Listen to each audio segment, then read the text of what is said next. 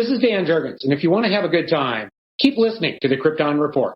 Look up in the sky, the birds, the planes. Jason J. Lewis, the voice of Superman on Justice League Action. And you're listening to the Krypton Report. Hi, this is David Patrick Wilson. I played Superman, Clark Kent, in the television production of It's a Bird, It's a Plane. Enjoying every minute of being right here on the Krypton Report. So it is day before we see Superman. And I go into the store wearing a Superman shirt as always. And I was getting some food at Walmart when the guy's there like, hey man, you seen the movie yet? I can't wait to go see it. It looks great.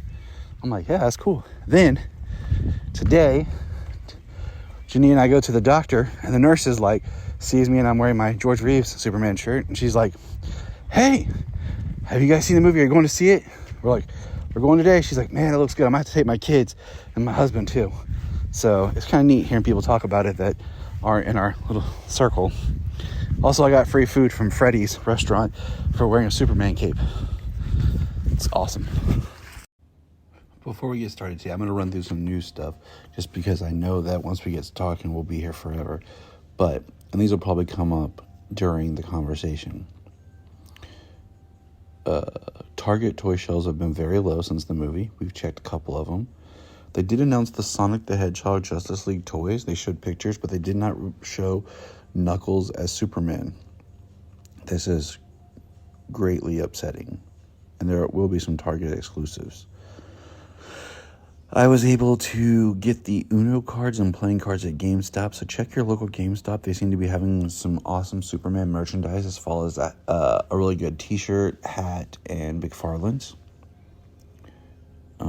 James Gunn has mentioned that he is now looking at doing a Mr. Terrific and Jimmy Olsen HBO Max series. It is back to HBO Max now. Let's see. Mexico Burger King has the Superman toys.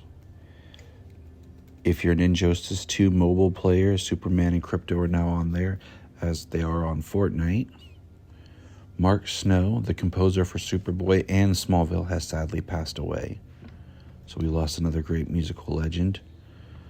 Sheetz gas stations, if you're in an area that has Sheetz, is selling comic books. I need to go over there and get a couple just because of some of mine collection I can't read. Long story. Lois and Clark is leaving HBO Max on August 2nd. And that's it for now. Now to the episode. It is time. Welcome to the Krypton Report. It's a review of 2025 Superman. Yes. I am Tyler, the Superman of Blue. Is with me James, the Superman of Red, Levi, the Round Superman, and Perry White, Solomon Patrick. Perry White. I like it. Yeah. Man, I'm excited for this. It's crazy to think that it's Sunday. The movie came out technically Friday, but it's been out kind of since Tuesday. So it feels like the movie's been out a lot longer. And we're just now getting to record it when it feels like so many other people are dropping their reviews. And I was like, I wanted some time to pass to think on the film. And I wanted to see it at least twice. So the first question, what I did was I made a guided outline to kind of help us keep our thoughts and everything organized for the review. But my first question, we'll start with Levi. We'll go Levi, James, Solomon, me. How many times have you seen the film? I've seen it twice. I saw it Tuesday with the IMAX Prime screenings, and then I saw it Friday in a Dolby. Okay. Mr. Cole? So I've seen it twice. I should have seen it 3 times. I don't know. You want that as an interesting theater story? So I went to the Prime screening. I went to the 8 o'clock or the 7 o'clock Prime screening, and we were there and watched about 20 minutes of the movie. After as soon as Jimmy starts whacking Clark with the paper because he's on the front page, we had to leave. Kid had an allergic reaction at home. Everything's fine, but it was like, so what are you gonna do? Like, tell an older brother, like, not give him Benadryl and tell me what happens. I'm watching my movie. You know what I mean? You're like, so I had to leave. I didn't get to see it on Tuesday, and then I had to wait until I went and saw it on Thursday. Saw it Thursday evening, and they were 30 minutes late starting the movie. The showing started at 8:10. 8:10 started. The commercials and crap stopped, but the screen was blank. They didn't have anything on it, and for 25 minutes, I had to wait another 25 minutes expecting my showing after I already had to leave a showing. poor James. I was furious. Poor James. No, it's All all right. good. I got to see Solomon. it twice. I went and saw it earlier today. Solomon, how many times have you seen it? Well, that's actually pretty hard to say. Okay, so I've seen it Once, but I saw about three three-fourths of the movie because today we went to Danbury, so our local theater, and Dad's friend there, Abe, big shout out, let me and Dad go into Superman for free. So we were at the theater today promoting our upcoming play, the Superman musical. We were raffling off 2 free tickets and just kind of doing like cross promotion. And like we were winding down, and my buddy, who's the manager there, says, "You guys just want to go in and watch the movie?" I was like, "I don't care." I was like, "Yeah." He's like, "It's only like a few minutes, like a little bit into it." So we got in there. Like I said, we saw about 3/4 of it, and so I've seen it now 2 3/4. And we have another showing planned because we're taking our cast to see it this coming Saturday night. Let's just go watch the movie again, Dad. I want to see the movie again. And I'm like, I know. Yeah. So I'm ready to go back and see it again. So my next question: are there any like experiences like in the theater that you had that you kind of want to share? James shared his experience about the first time, but any kind of cool story like theater interactions or stuff? The IMAX early preview, I mean, there was a ton of people. I would say sold out. Probably 90% of the crowd had Superman merch on. At least specifically the current shirt, which kind of blew my mind, to be honest. I will say having the shirt available easily like at Walmart and like Target has helped a lot, because I too saw a lot of the shirt, and we went to early showings. So like we went on Thursday at 2:30 on a Thursday, even though it's summer. IMAX almost completely sold out. My second showing, Brian and I went to a tri-screen in the middle of the Friday morning, and it and then we saw a Sunday afternoon, and it was pretty full. So, and seeing a lot of merch. But what else did you experience, Levi? Oh man, I would say, and without going into spoiler territory, when the IMAX screening ended, the amount of people who stood up and said something along the lines of "That's Superman" was kind of inspiring. It's I've been telling in some of my group chats, it's been really cool, the reaction to this movie, to see people who probably aren't big Superman fans see Superman the way we do. Yeah. Finally. So I agree. James, any fun other theater stories? So I do have some fun stuff. When I went to the Prime screening, like it was packed. Like it was packed. Every seat there was a lot of people in that theater. Can I just say real quick, this is how you promote the movie. not the way they did The Flash, where they gave out a bunch of freaking free screenings, but by doing an advanced showing like that for a special occasion and Or allowing. Justice League. It's what they did with Shazam. I know. And I feel like that made a lot more sense because you're still getting money from tickets. You know, you're not giving away free. Like they gave all the major fans free screenings for Flash. So no wonder when it came time to go see it, they're like, nope. But continue, James. Like, I don't want to go see that one again. So yeah, that was a good thing. Then the second showing, there was some audience interaction with things going on. With David Cornsweet, with Lex Luthor, definitely some laughing and applause when it was over. There was applause in the theater when it was over, and then a really fun one today was we went up to the Phoenix Theater here. Just up in Monroe, Michigan, and they got the nice reclining chairs and everything. And we took Allura with us, and she was just kicking back in her own reclining chair. And as soon as the movie started and the DC Studios shows up and old Superman is there and he breaks out the chains, she said, "Superman," real loud, and the whole crowd loved it. That's what I'm talking about. That's what you need. That's your daughter, man. Good job. Yeah. Yep, it was good. And then I got my my bucket.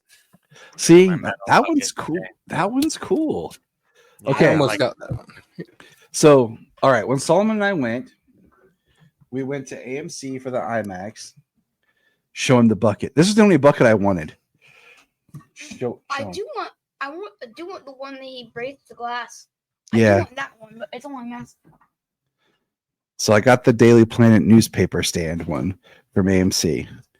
So that's the only bucket that I really wanted because I thought that was just unique and I could that's find a pretty lot of cool. practical uses for it. And also, you can flip it to crypto. So I bought that Awesome. and we got this was the cup at AMC. It's the same one Levi's got too, which I think is a totally rad cup. It is. Now, I like that I didn't see cups there. All I saw was the buckets today. They had the crypto, the dog bowl. So I want the dog bowl one. That would be cool. I would like the dog bowl, but that was an expensive dog bowl. Well, The regular amount of people I saw coming into the theater with the cups and the buckets, though, like it was half the people probably had either the cup or the bucket or both. I feel like they did smart by doing this with different cups and stuff for different theaters. So I'll tell you. So when we went to the first one, we went to the IMAX. I'm wearing this hat. I'm wearing my suit. Not this shirt. I'm wearing the shirt James has. I wore my Superman cape. I got red shorts. I got red chucks on and Superman socks. Solomon wore my Superman shirt and cape for my makeshift costume from a few years ago. And, we saw the movie. I'm walking around. My cape is blowing in the wind outside. My cape is blowing in the theater because as I was walking, the rails would catch it and flip it up. And so after the movie, I was listening to people like same thing, full clap and applauding, talk about how good it was and liking it. And I'm standing there. One guy is like talking like, yeah, man. I don't remember what he said, but like he pulls his arm back and he has a Superman tattoo on his arm. And I'm like, yeah, I got one right here. And I show him mine. And then I like hand him the Krypton Report card. Like, yeah, I do a podcast for Superman. And he's like, yeah, it was cool. And my wife's like, you know that guy? I'm like, no, we just met. And then after that, we went to Target. And when I went looking for Hot Girl, I stayed in Cape, dude. So did Solomon. So we're walking around Target, Cape flapping. People are like, did you like the movie? We're like, yeah, it was awesome. Oh, look. And then, That's fun. And then a little kid says, hey, they're dressed like Batman. Funny. I was like, oh, okay, poor guy. Oh God. Then we go over to this restaurant that I love called Freddy's. It's basically like Steak and Shake, but better. And we come in and we were talking with the guy, like, oh, did you guys just get back from the movie? And I was like, yeah. I was like, yeah, I just took my cape off. He said, dude, if you walk in here with a cape on, I will give you free ice cream. So I ran back out, got my cape, and came back in. He was like, what kind of ice cream you want, man? I was like, yes. There you go. So that was my first. My second viewing, Brian and I went to the tri-screen, which was pretty cool. But I got this cup, and like you press his chest and it lights up. So I was like, that one's too cool, and I hadn't seen it. And that was a cool adventure with the reclining chairs and certain action scenes that would project on the side. So it felt like you were like more immersed in the movie. So it was pretty cool. I did hear people, like an old couple coming out saying like, I liked the story, but there was just too much CG, like action I couldn't see. And I would have liked some more smaller time. And as they're pushing their walkers, I was like, so, you know, I was Superman 78 all the way up through Superman Returns. I mean, you got a lot of that. So, all right. So, spoiler free. That's. I'm glad they went and saw it and enjoyed it, though. Yeah, me too. I've seen all kinds of ages from groups, and that's what I liked. Before, as we get into our spoiler free, I'm going to say this. I recently got to do an interview with Mark Waid over on Capes and Lunatics. You'll be hearing part of that interview here on an upcoming episode. And Mark Waid just said about the movie, and I thought about this the whole time I've watched it, is usually Superman is introduced into the world that the audience lives in. This is the first time the audience is introduced to Superman's world. And I was like, okay. All right. Okay. I saw another take along those lines that said normally filmmakers struggle to make Superman exceptional, like understand why he's exceptional. Whereas in this one, he's not exceptional. He's just another metahuman. Yeah. Most powerful metahuman. So spoiler-free reactions, kind of starting with Levi. We'll go around. Spoiler free. I really liked it. I'm going to say some stuff later that's probably going to make it seem like I didn't like it that much. I really enjoyed it. I think it's something we as Superman fans talk about a lot, is the feeling that Superman gives you. And it's that hopeful, optimistic, in the face of not just adversity, but everyone telling you you're not. And that's how you walk out of that movie, especially with the end speech that he has. I think there are some parts that I do have issues with, but overall, it's solid. It's a very solid Superman movie. Yeah. All right, James. I really loved it. It's very unapologetically a comic book movie. In the best way. Unlike others, it's not trying to not be a comic book brought to the screen. I feel like there's points where you can pick up, this is where an issue would end. And this is like the next scene is where the start of a next issue would be. Like it is very comic booky. On that subject, though, like I really get upset. People are like, oh, it's not like that in the comics, or oh, it's so much like the comics. And I'm kind of like, yes and no, because it's like, what comics do you read? You know what I'm saying? Like, you read Superman, I don't know, like current Superman, then you read Superman original action. Same character, there's differences, like, so like they're like, I heard someone's comment on Lex, and I was like, this Lex is very much an all-star comics based Lex, and there's things from All-Star sprinkled into this, and there's things from other comics sprinkled into this. So, and the comics always reinvent themselves. The comics change things. We'll talk about one thing because we have a quote on Facebook from Mike Carlin on it that I think is kind of hilarious. But I mean, just because something's in the comics doesn't mean it's always canon. It gets changed. So it's very tricky to be like, it's true to the comics. Well, I mean, yes, but there's no Justice Gang in the comics. Yeah. You know, there's no this team led by Maxwell Lord. The engineer is not a villain of Superman, so it's not completely like the comics. Right. I mean, every iteration is its own version, They pick and pull things. I mean, there's decades worth of comics. So to put stuff into a movie, you pick and choose what items you want to use and what items work for the world, But this movie, I really did. I loved it. I enjoyed it. The the cast was phenomenal. We're gonna get to them. The cast was so well, so well cast. The the action was very dynamic. It was really awesome. Um, but just overall, I mean, I don't even know what to say besides that because anything else, we're gonna start just talking about the Yeah, movie. Solomon, spoiler-free thoughts on the film and talk to your mind. Well, this movie, it was so good. I really think this is one of my This is actually one of my favorite Superman movies that I've seen.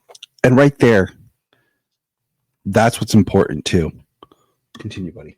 I really think it was really original Superman. I really think it has those elements of being Superman. It showed Superman like he's not just serving America. He's serving the world. He's helping the world. And I'm not gonna lie, if I didn't know Superman and I had seen this for the first time, I would say,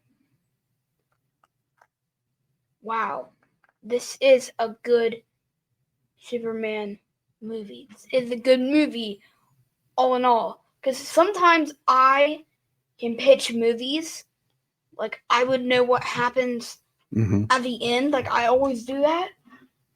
But this movie, I didn't know what was going to happen. So that's a good thing. Like I said earlier, Solomon was begging me to go see it again. He loved it, and I've heard other kids get excited about it. I have a friend who was one of those Christopher Reeve, only Superman, puts everything out Superman. And he liked this movie, so it was shocking. Testing. Solomon, talking to your mic real quick. Talk, rock. Just testing Solomon's mic here. Solomon Patrick. This is Solomon Patrick. Can you hear me, James? He says Reef. Okay, he says. James, if you can hear us, we need you to change your shirt again. Clap once. James is having some technical issues. But all right, so my spoiler free is pretty much I really loved it. I liked it more each time I saw it. It's hopeful, it's inspiring. The little bits that I have that are a little bit more negative, I don't want to even say negative, just little critiques, are nothing major, and we'll talk about those later. But all in all, like, this was a film that I think we needed, that we wanted. The action was great. There's so many great moments. And this is not a spoiler. One of my biggest things is I easily think this movie should have been 20 more minutes longer. And we'll talk about that breakdown as we go. So I mean, like when it comes to like negatives for the movie, I have very little and nothing is substantial. It's only nitpicky, and it's that's you mine know, too. And we were we'll talk. basically hoping for something more creative or elaborate, and we kind of got the trope. But whatever. I mean, it worked for the movie, and it didn't go down exactly the way it would trope in those in the same tropes. I Yep. do agree with you, Tyler. One of the notes I have on here is it felt like it needed more room to breathe. Yep. And I wonder if that's an editing thing. Because It's there's a some weird, edits. It's a Yeah, go weird ahead. thing too with specifically Warner Brothers movies the last 5 years, is they all clock in right around 2 hours. And I know that- remember 15 years ago, 2 hours and 20 minutes was like the standard for this type of movie. So it's weird that like 20 minutes has fallen off, and the common complaint is always it needed more room to breathe. So, And then we got the Batman's 3 hours long. yeah. And you're like, oh, all right, Matt Reeves, calm down. Okay. All right. So that's our spoiler-free thoughts. We are now going to get into spoilers. So Everybody click off if you do not want to hear this. if you don't want to hear this or you haven't listened to it, which I love podcasts that do the spoiler-free thoughts, but my thoughts are always like, if you're listening to it, why are you not waiting until after you've seen it? But pause it, come back to us, and drop us, your thoughts. But here we go. 3. Well, I mean, Spoiler. if you haven't seen the movie with how much money it's been making. Yeah. Okay. So the first thing I have is the score. Have you guys listened to the score by itself yet? Parts of it. Yeah. So it dropped Wednesday, and I listened through it, and I do really like the score. The Williams stuff is sprinkled in there. So it's not overbearing. But the only I don't want to say a negative is there's no music in the score that's like stuck in my head that's not the Williams music. So it's good to listen to. I like it, but there's nothing where like afterwards, like, cause Man of Steel, there's the dum dum, like you hear those notes. Even the Amazing Spider-Man 2 theme, like as Jania's ringer, is I love that theme. dun dun dun dun dun dun dun dun dun dun dun. It's something like that. And in the score, there's nothing other than the Williams that really pops out and stays with me if I'm not like listening to it. I appreciate though that the Williams stuff is in there, but it's not one for one. Right. And that it proves that you can use the Williams to represent Superman without it being the same, like using the electric guitar, using the orchestration, changing up the tempo. Just but, it's different. Well, I mean, go ahead. No, it's different enough that it's yeah. Well, I think it's because they use the Williams theme. I mean, that's kind of ingrained into every Superman fan, So you hear it, it's automatically recognizable. The composer here did a fantastic job making it his own. Speaking of I really do love it. Speaking of composer, I found it very interesting. Sorry,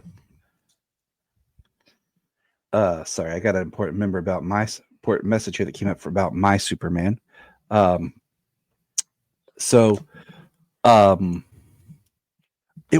always heard it was going to be, why is his name? John Murphy, but it was John Murphy with David Fleming. So they worked on it together, and there's some songs that are credited John Murphy. There's some that's credited to David Fleming. So I thought that was interesting, having that drop, when the score dropped. And I'll probably listen to it tomorrow because I got to drive to Cleveland to visit a foster. So I'll have 4 hours up, 4 hours back. Oh, lovely. But the next thing I wanted to do was I wanted to kind of talk about each character instead of going like in sequence and talk about it. I thought if we went by character, it would kind of help us talk about just the all around, like what we thought of each character. And then we can talk about scenes and stuff. But I grouped the characters together, and yeah, my Yeah, first from your is list, they're kind of like listed in the peripheral characters, kind of building up to the yes. big ones. That was kind of my thoughts. Mhm. We're gonna start with Pa Kent. Levi, thoughts? So you're launching me right into one of my hot takes, and I'll group these two together. I did not really care for Mom Pocket in this one. I will quote my Jania. wife didn't either. Both of us did not care for them. Jania said they felt more like caricatures Yes. than actually characters. Now, if you would have given me Ma's like draw, okay, but then you made Pa almost seem like he had a stroke or two, survived, and had Alzheimer's, because Brian, he's legally like deaf and usually has a caption machine, but he can hear pretty well in the theater with his hearing aids. Both viewings could not understand Pa's dialogue because it's so down here, like, son. And Solomon didn't understand the first time some of what Pa was saying. And the second time he caught it, he was like, but I they've grown on me a little bit. They're serviceable, but I don't know if I want more of these Kents. If I didn't see any more of the Kents, I'd be okay with it. I like that they're both alive. That was something I wanted. But yeah, that's kind of my mom and Pa. Solomon, let's just jump in here before James does. Thoughts on mom and Pa? Ma. Okay, I'm gonna. Okay, well, let's do this. Okay, Pa was completely too low, and I felt like he was just like He didn't do good as acting as Paul, as I wanted to see Paul and Maul.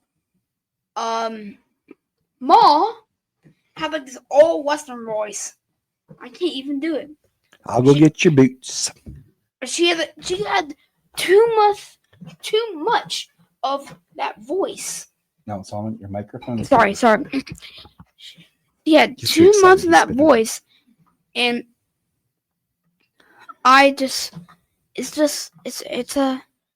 yeah. It was okay. His speech, Pa's speech he gives him is great. Like, when we were watching the second time, I kind of like just patted Solomon on the leg, like, yes. I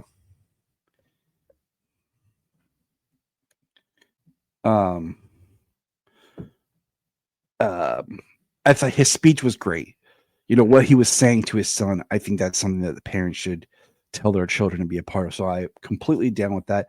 They seem like regular people, but there's something a little off. Now, I did appreciate and like when they called him on speakerphone together. That was good because my parents have done that before, grandparents and stuff. It's like they're talking to you at the same time on speakerphone. You're like, what? Can't hear you. Yeah, and watch some older folks talk on the phone. I did like when Pa called Lois Luann. Yeah. And Clark's like, it's Lois, Dad. And yeah, she's nice. Yeah. Because the first time I introduced Jania to my parents, to my uncles, they all messed up her name. My uncle just called her Jenny because he just gave up.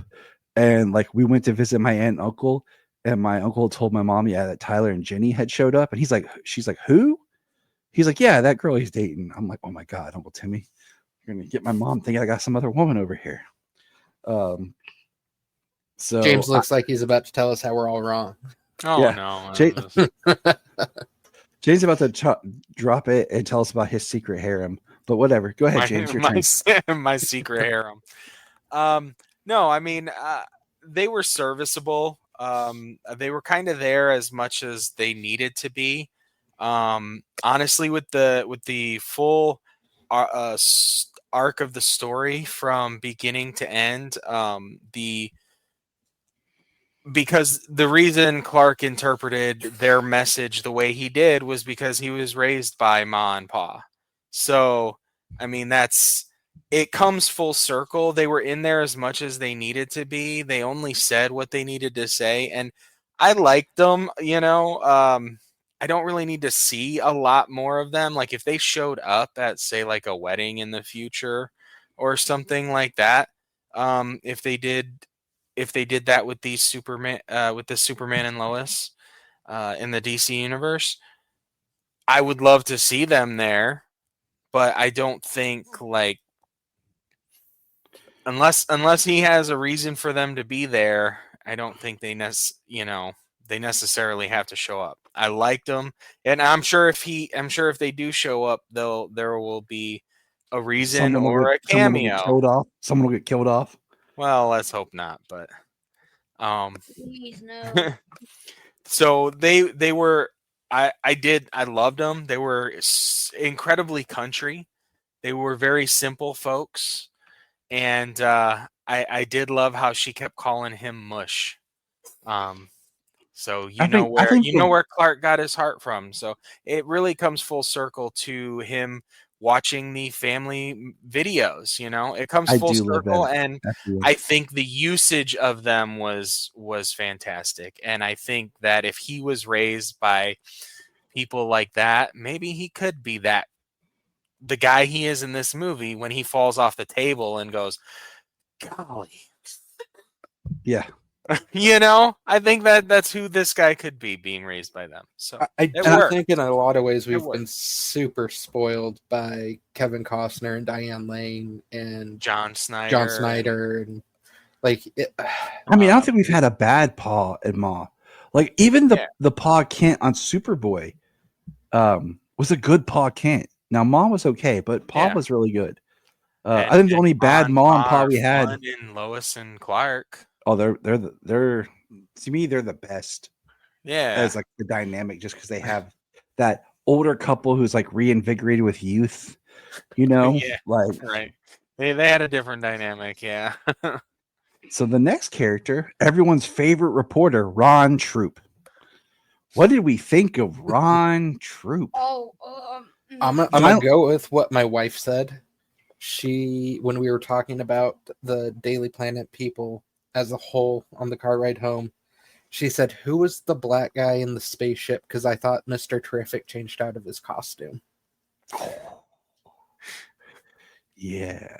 So we're in the theater. Solomon goes, "Why doesn't he just say, 'Right, Chief'? He has no dialogue. None." Because like it was one of those. The first time I was like, "Did Ron ever talk?" I was like, "I'm gonna watch it." He talked in the background of a scene, like he was like in the scene, in the frame, but he wasn't the loudest audio in the scene. You couldn't hear anything he said. Exactly. But that's all that's the only time his mouth moved. There has to be scenes of him on the cutting room floor. Yeah, my wife legitimately thought it was Mr. Terrific. Honestly, after seeing Ron Troop in the movie, I thought the only reason he wrote him in there was so that Steve would get thrown around Mr. Terrific's sphere, his flying saucer. That's the only reason. He needed a person in the seat. Yeah. It's some of that felt like he's like, well, and that's one of the negatives is like, I want to show the world existing, so here's the Daily Planet people, boom, they're there. They might not be doing anything or having dialogue, but they're there. It's like the Triangle Era, like they're there, and like this pulls from the Triangle Era and the Silver Age a lot. But I'm mad because the actor looked like how Ron Troop should look, and like I would want to at least more, and I'll get there a little bit as we get into more of what we like, didn't like, and stuff. But Cat Grant, You didn't even say me. Solomon, what do you think about Ron Troop? As Chief. Yeah, as Chief. As Chief. Well, he didn't have no dialogue, which really upset me. I'm like, who is that? And then like trying to reference like Ron Troop's biggest thing right now is where it's Ronnie Troop on My Adventures, and they gender swap the character. So that's the biggest thing that Troop has going for it.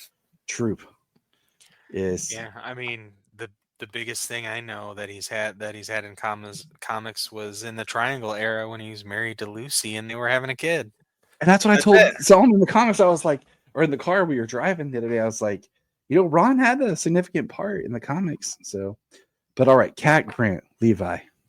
So this is gonna get to my wife's biggest issue, and this will come up with a few of the other characters as well. I thought Kat was fine. Like, I knew she was a gossip columnist, so like the way she talked and acted and was dressed made sense to me. But my wife's initial reaction is, why she have to have her tits out? I made the joke to Brian because the first time I watched it, and if you go back and watch the time, like every scene she's in, but like I think when she's sitting on the desk, is somehow watch the bouncing. Mm-hmm. Like when they're on, like if you watch the focus when they're on the T craft, she's like, and it's just like, that's why she's there. Like That My because wife, it's like they over sexualize Kat, they mediumize Eve, and then downplay Lois. my wife, and like I said, I'll bring it up as we get to the other characters she pointed it out with, but she's like, there were some very sexist undertones that she picked up on, and Kat was like one of the ones that made her the most upset, because there was just no reason for her tits to be out as much as they were. Unless you were doing the joke from the comic with Supergirl, then no. And then I made a comment to Brian about, well, she was just playing the same character she played in the Suicide Squad.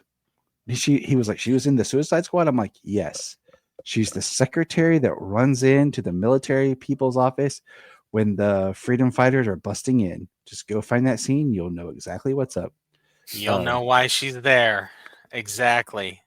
Yeah, so she's worked with James Gunn on multiple pictures. I'm pretty sure she goes all the way back to Glenn standing in the room with Glenn Close or something as an assistant in the Nova Corps. But so she's worked on a lot of things with James Gunn over the years. She's just gotten more up front and in the camera, as I don't know, he discovered things about her. I feel like I feel like she could be a really great Cat Grant. I feel like her dress and even what we're discussing makes sense for that character. Yeah, she's a But gossip. you didn't get to explore the character though, because like where we were reading some of the '90s Triangle characters comics, and then like I said, the Jeff Johns one, where Kat's going through some things and she's starting to try to just use her feminine wiles and persona because that's where she feels like she has value.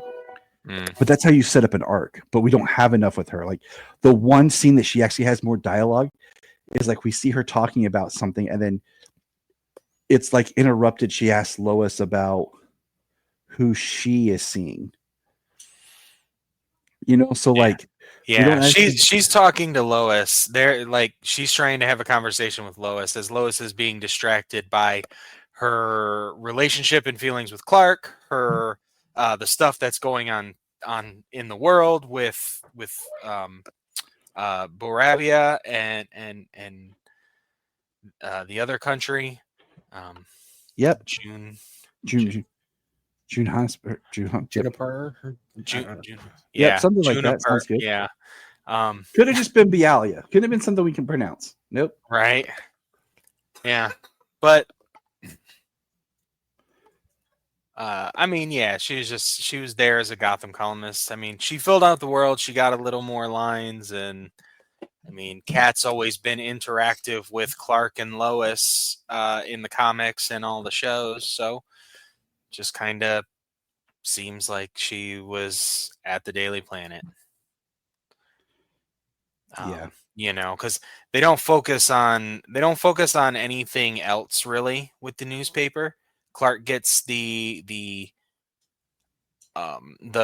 front page at the beginning, which is a big deal. It's like his front page story, but then he's getting like these interviews with Superman. So it starts with him getting the interviews with Superman and eventually transitions into, I think, Lois. I think he matures and is able to talk to Lois to be able to give proper interviews and not have that exact ethical conundrum with writing stories about himself. So that tells us that this Superman and Lois dynamic, there never was the article My Night with Superman. Yep. So, which I At least not yet. well, not yet, but it just seems like he's been the one writing it. And if you read that Well, after prequel that novel, kitchen scene, I think she's had a night with Superman. or with Clark,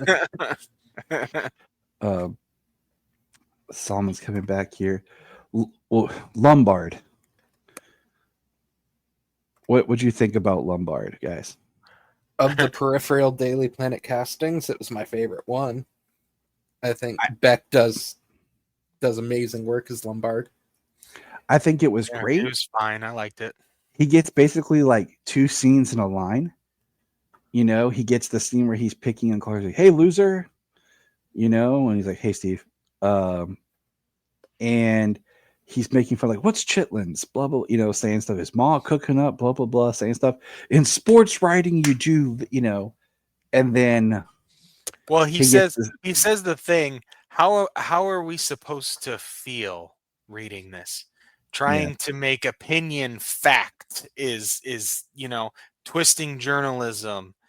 Like I think it's specifically coming from Clark more of a an integrity, a proper journalistic piece. Except for, of course, the interviews with himself. we just started talking Lombard. Like, it's your turn's about to be up, or you were on the clock, man. we know that you were yelling at people about getting their stuff turned into the Daily Planet.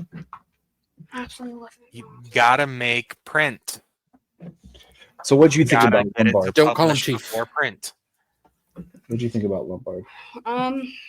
Lombard. I really like the actor. I just really think he looks like Lombard. I feel like he is a good Lombard. I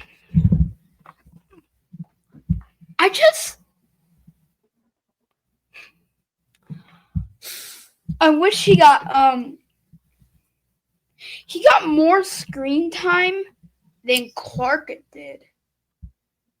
Oh, sorry. No, I didn't no, mean no. to Clark, No, but you're like, I feel like Lombard was just like, all right, we need someone to be a douche, and we can't have Kat to be a douche.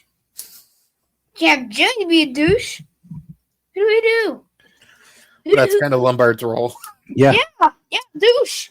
So the biggest thing for Yeah. me is just not enough to really. I love the Daily Planet. I just wish we got more. All right, Solomon, we will let you go first. Perry White. More screen time, please. More long. He felt like he was just there. And I mean, it goes by like why when we saw the trailers, we're like, oh, there's really no Lombard or Ron Troop or Perry or Cat in these trailers, except like the one shot. Perry's only part in the trailer was in the T-Craft. You know, It's I his like biggest this part in the movie. I like this Perry though. He's definitely an actor that, with every little bit that he's given, he makes it something stand out. Like when Lois, you have the scene in the Daily Planet when he's sitting there calm as can be, listening to Lois and Jimmy tell the story while everything else is in chaos. You know, he seems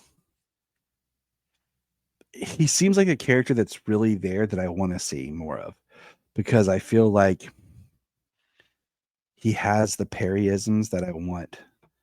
He looks a little annoyed, a little tired, but smart and caring and understanding, and he's intuitive. No notes. Wendell Pierce is a fantastic actor. So yeah, he just more. Yeah, fantastic actor. What we saw of him was pretty good. Don't call me chief. Making decisions on who can come into the craft with them. Reviewing and publishing the article on the go, on the fly. Like, yeah, it was fun. It was cool. We didn't get a great Caesar's Ghost though. That's the thing. But he is Jimmy- smart.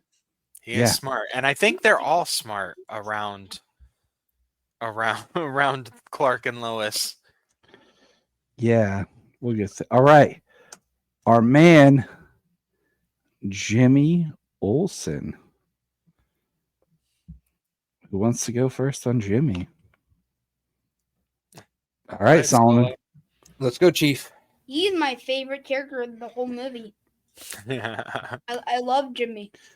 Solomon is Jimmy. Dude, this guy had so many girls in the last play chasing him down.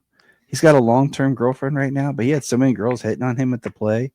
Like, He turned away from the camera. I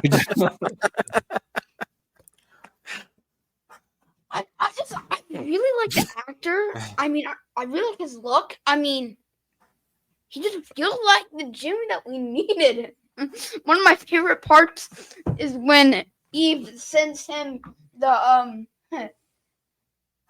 selfies. pictures, and he and in the off he's like, yes. I love that part. his line delivery is great. Yes. All weekend? Jesus Christ! Yeah, right. You tortured a dog? Jesus Christ! I still love that. What do you think of him, Levi? I really like Jimmy. I thought he was great. He was funny. I think. I hope they flesh out the Daily Planet staff more, specifically him. One of the things my wife did point out, and back to what she was saying, like with Kat, is like, why did we need the Daily Planet staff of women like oogling Jimmy in the background all the time, though? Like, my thought with that is like, it definitely sets this Jimmy apart to be a different kind of Jimmy, and it just kind of gives that more humorous when we get the reveal of his mysterious contact, because Lois is like, how do you do it, Jimmy? And he's just like, I don't know. Yeah, that's part of it. I'm just me. Yeah. Skylar does a fantastic job. He looks like Jimmy Olsen. His delivery is perfect. I mean, the way they wrote him, and in the comics, Jimmy is just inadvertently a ladies' man. You know, he's been with a lot of women over the years in the comics, and currently with the Silver Banshee with Shaban. So I like I think it's 90s. I think it's just kind of that, you know, like because he's a ladies' man in the comics. So in the movie, he's a ladies' man, and just like Lois said, she's like, "How do you do it?" She said, "Like your super hot ex-girlfriend," and he's like, "Hot." Like confused, like she's not hot to you. Like the before this movie, she was a supermodel. Like it's just crazy. Like Jimmy is hilarious because like reading when we were doing Electric Mullet, and I was reading those early Triangle, and like Jimmy had a relationship with Cat Grant, and I thought that was an interesting thing to explore, the younger man, the older woman. But I like the line in this where they drop about Jimmy's mom, because like Jimmy's mom was such a like force in Jimmy's life in those Triangle era books. So she's like, how's your mom? She's like, she's great. That one time you met her. yeah. It was funny. But I guess there is talk of Max, that James Gunn had mentioned, potentially a Jimmy Olsen Max show. Well, he's over there on the Righteous Gemstones.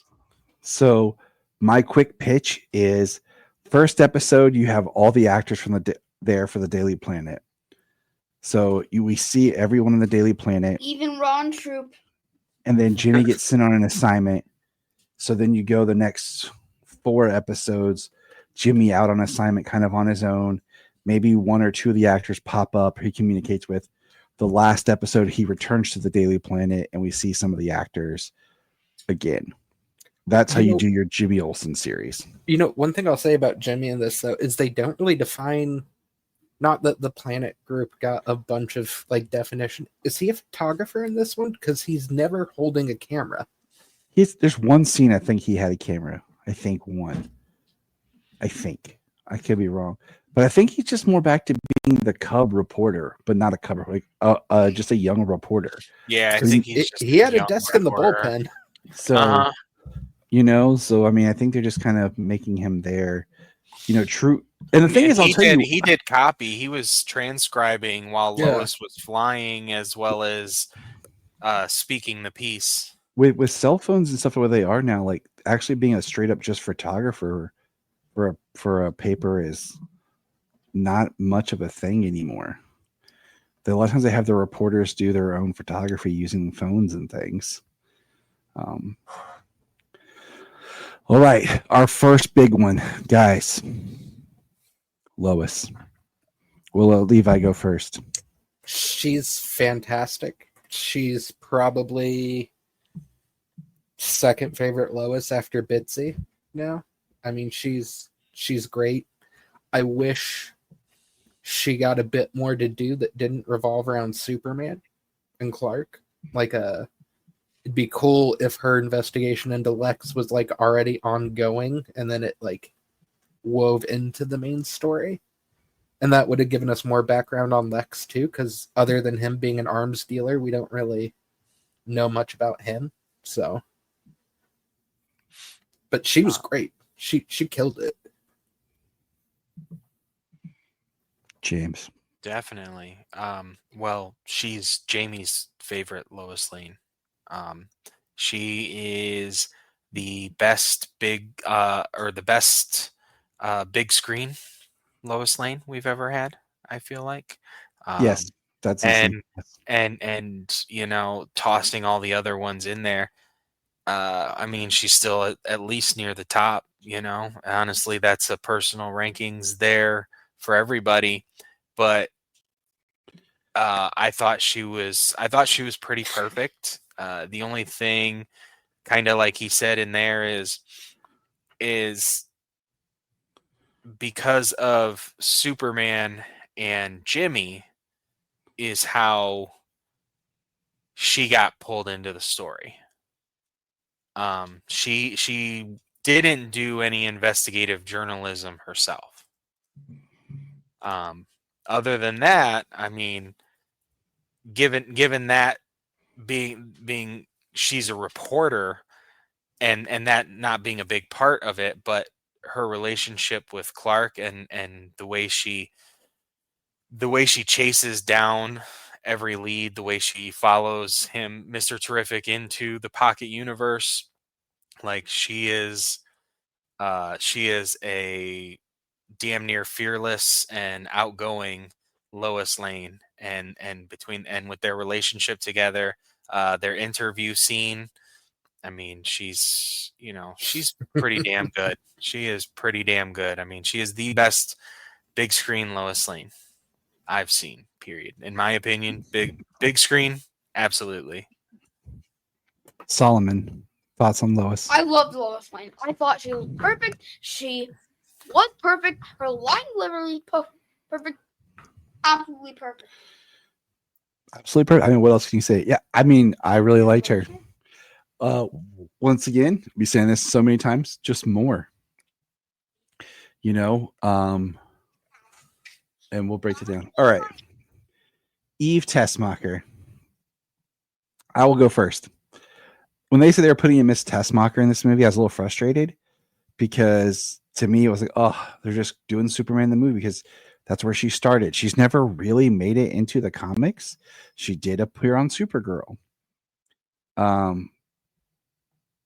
But I think they used her brilliantly in this and being someone that everyone discounts her value and kind of in a abusive relationship and showing that like she's unintelligent, and the fact that she's obsessed with Jimmy Olsen in this almost psychotic, unhealthy, toxic relationship was hilarious.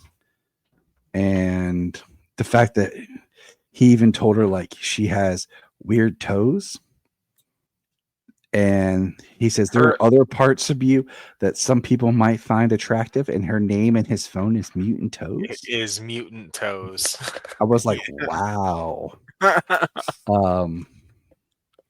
But yeah, her when he messages somebody and gets a response and tells Lois like, you owe me, like you don't know how big you owe me. I was like, yeah, it's a big ask. I was like, who did he talk to? But okay, so what is your thoughts on Sarah Sampaio? I don't know. Her Eve Tessmacher. Anyone else? I mean, they used her. They used her brilliantly. I think it was fine. I mean, you know, all the selfies, getting everything in it was pretty crazy. But clearly, she took a lot of those. Yeah, she was nuts. But like just being like the Lex's love interest. That's kind of how she was originally, where she came from, just kind of like the love interest. And I mean, she kind of screwed over Lex then by helping out Superman, and she screwed over Lex now. So just in a very clever way. So she was fine. I mean, it's very modern. It's just she was fine. This was the one my wife had the Hilarious. biggest issue with. Okay. And after hearing her side of it, I did agree with her. Did she need to be a bimbo? Could you not have, like, when you revealed her secretly taking all the selfies with all the plans and stuff in the background, use that to make it be like, oh, she was acting like a bimbo, but she's actually really smart, and that was just so Lex wouldn't throw her in Pocket Universe prison? Well, she did know that sending those pictures had the evidence in it. Yeah, but the representation of it, coupled with Cat Grant, and then I'll bring it up when we get to Lex too, but tossing his ex-girlfriend in the Pocket Universe prison. Oh, yeah. Because she wrote a bad blog about it. For my wife, it was just this like trend of like little things that came off as sexist that didn't need to. No, I can understand that. I can understand that. I do like. I am just giving the little defense. Like, she did know that stuff was there. Sending it to him, she said that was everything that he needed. Because I liked her a lot at first. I thought it was funny, the mutant toes and her being obsessed with Jimmy. I thought it was hilarious. Then my wife was like, "But really think about it." And then the treatment of the other women in the movie too. My thing is, I know women like that who are like overly joyed, almost annoying, but they're not really bimbos because they're not stupid. They're intelligent, smart, but you don't think so because they're so upbeat and over the top. And once again, I feel like it's a character that we didn't get enough with to understand really what they were doing with. So, are we heading back towards Superman and Lois territory of maybe Superman should just be a TV show? I think not. We'll get there because I feel like Superman. I love Superman movies because I love what you do with him. But this was a lot of people and characters to put in there. And they're trying to establish so much. And we'll get there. But all right. The next character is Otis. This was another one that I was like, they're putting Otis in here for real. The Otis that I had liked was on Supergirl when we learned that it was Otis Graves when he was Mercy's brother. Do you guys know what Otis's last name is in this movie? No. Berg. No, I do not. Otis Berg. Nice. Otis Berg. His name is Berg. I love it. So I thought that was hilarious. So if you look at the credits, it says Otis Berg. Berg. And that's his name. That is hilarious. I love that.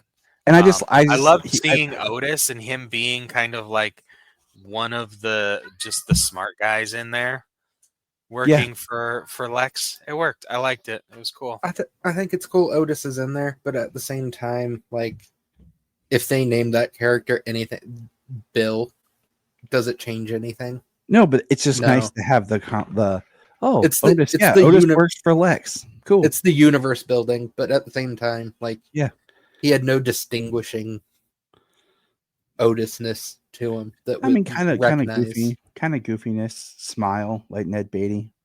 Like this is just the African American Ned Beatty, I guess. But it worked. You know, I like when he's like, "It'll get bigger." Yeah.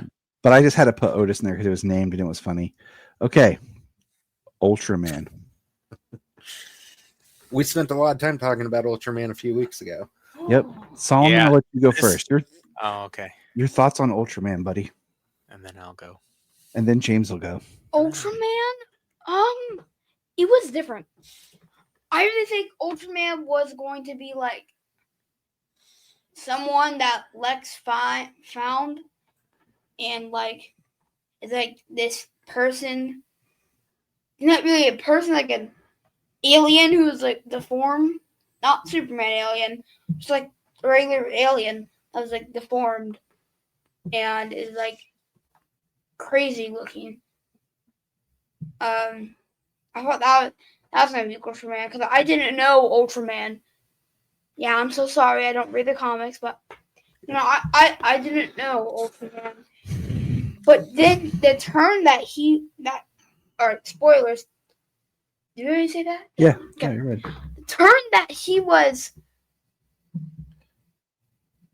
Superman from cloned, I was like, what in the world? I was surprised. Surprised by Ultraman. All right, James. I mean, and this is honestly probably, like I said, my nitpicky thing, and it's only because it's a trope, you know. Ultraman is a clone of Superman. He scoured battles and found enough of his DNA to be able to clone him, and so he's named Ultraman. He is a Superman clone who is dumb. All he does is follow orders, and I mean that's it. It worked. It fit. I like the setup. You know, I like the ending, the way it was resolved, the fight. I mean, when you see Kryptonians beating on each other, you've seen Kryptonians beating on each other. They did a good job. Pretty wild. And then the way that he was taken out, not necessarily just hit him harder, and so he goes flying into the black hole. You know, Crypto was there. He got taken by a bus that was sucked into a black hole. So it was different, you know. I mean, it was a fun fight. It was kind of cool the way it all went down. But Ultraman, I know we've talked about different ways who or what that Ultraman could be, and ultimately I think it's the least creative and the least path of resistance, but I think he did a good job with it. I agree with everything you're saying. I just wish that when the mask came off, he was more white, deformed, and was more like. I was gonna say he's not Ultraman and he's not Bizarro. He's not really. And I wish they would have made him more like Bizarro. They called him Ultraman, and Lex just said like, you know, this clone, blah blah blah, with you, it's kind of failed. Because he makes the comment where he says about like it's not perfect, like when cloning. So if he would have looked a little bit more, Jania said he looked like Bucky. Yeah, and I think he looked like like Anakin Skywalker. Yeah, like Anakin Skywalker. Evil Anakin Skywalker. Either Hannah or. said if you wouldn't have told me that was David Cornsweet, I would have known it was David Cornsweet. His hair was brown if he's supposed to be a clone. You know, like, so I just wish they would have leaned in, because we've never had Bizarro on the big screen. And when the mask came off, it was more of a Bizarro-fied David. I would have been fine with that, because then I'm like, oh, it's this version of Bizarro. Cool. All right, we knocked Bizarro out, you know, and we're done. Yeah. For me, So we'll go big picture. I like the design of Ultraman. I like the way he was used for the most part. Mhm. Like you said, James, it was the path of least resistance for the reveal. There were so many, and this is where you could get into having 20 more minutes. You could do so many. Ulysses was right there with the pocket universe, Mm-hmm. and you could even feed that into Ulysses went to another Earth, and he was the first because his parents were the first ones at LexCorp to figure out the pocket universe. And now he's come back and he's freaked out by Superman and he's trying to reclaim his home world. Like you could do actual Ultraman with the pocket universe. Like there's so many more interesting things they could have done than just the straight up clone. I He wasn't Ultraman and he wasn't Bizarro. I would have liked the idea where it was like Parasite, but the way it worked, it was a containment suit. Yeah. And when he was around Superman, he absorbed his energy and copied it. So it made Superman weaker, but he didn't know it, but it gave him his powers for so long. Just something to make it a little bit more than just a straight clone. Unless they had, because I was almost going to see if they were going to come make it almost like a Superboy thing too, where, I was kind of waiting to see if they're going to twist it that way. Where it was a clone with Lex's brain, or he even drops a line about the next one will be better. I don't know. I'd have to go back and listen to when we did like our wish list for the movie. But when we talked about Ultraman, I think our general consensus was like, oh man, but watch, it's probably just going to be a clone. Yeah. As like our throwaway line. Yeah. And here we are. And it was like, my wife didn't catch it. I caught it on my Tuesday screening. They telegraphed it with the Fortress. Mm-hmm. Yeah. Right away. So as soon as the That's what Fortress I was popped thinking. up, I was like, it's a clone. Okay. Yeah. When he says, how did they, the whole movie. When Lex is like, ye of little faith, that he's like, it's coded to my DNA. Yeah. Yeah. All right. Big Maxwell Lord. They gave you everything you needed. Maxwell Lord, what do we think? Yeah. Nice to see Sean Gunn. Yeah. Good to see Sean Gunn. Still I was totally fine with what he says, and you know what? Honestly, I don't even care if it was a reshoot to put it in there. I liked it. I loved it. Was it? So I was like, that's right. I was his like, one line that's was right. great. And then you guys catch that he's on the painting that's sitting in the Hall of Justice with the Justice Gang. Yeah. See, my issue with Maxwell Lord. Yeah. My issue with Maxwell Lord ties into, why is he funding heroes? What is his role? Because if you look, all the technologies, Maxwell Lord technology. Lois's tape recorder, the Daily Planet computers. That's one of my notes is, what's the point of the Justice Gang? Like, and my thought is, this is where, because with our next character, I'll use this to lead into, is Mr. Terrific. Why isn't he in Holt International or Holt Corporate or whatever his business is called? What's going on with him? Why is he working for Maxwell Lord unless he's investigating Maxwell Lord? This is interviews with the cast. I saw one today when they asked the 3 Justice Gang members why they think their characters are part of the Justice Gang, and Eddie's answer for Mr. Terrific is that he was bored. So could be.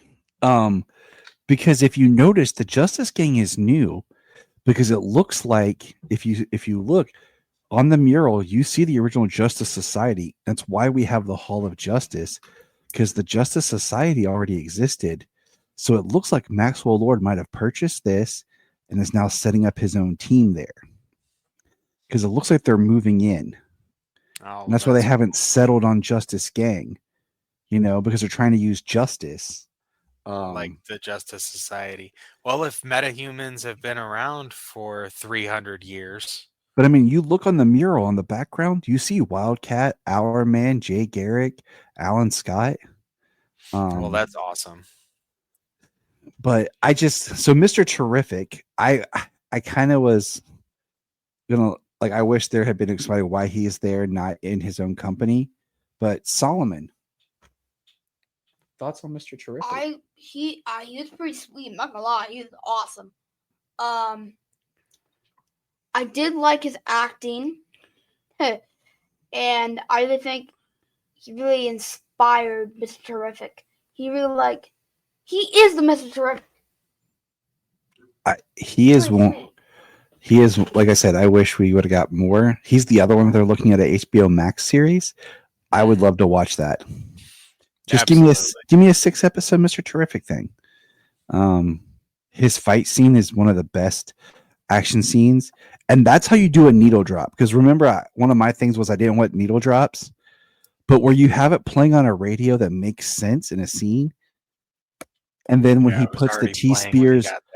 When he puts the T-Spear dome over Lois, like it amplifies the sound. That's how you do it, man. That's how it works without just being a random song out of nowhere. I liked Mr. Terrific a lot. The performance, the story.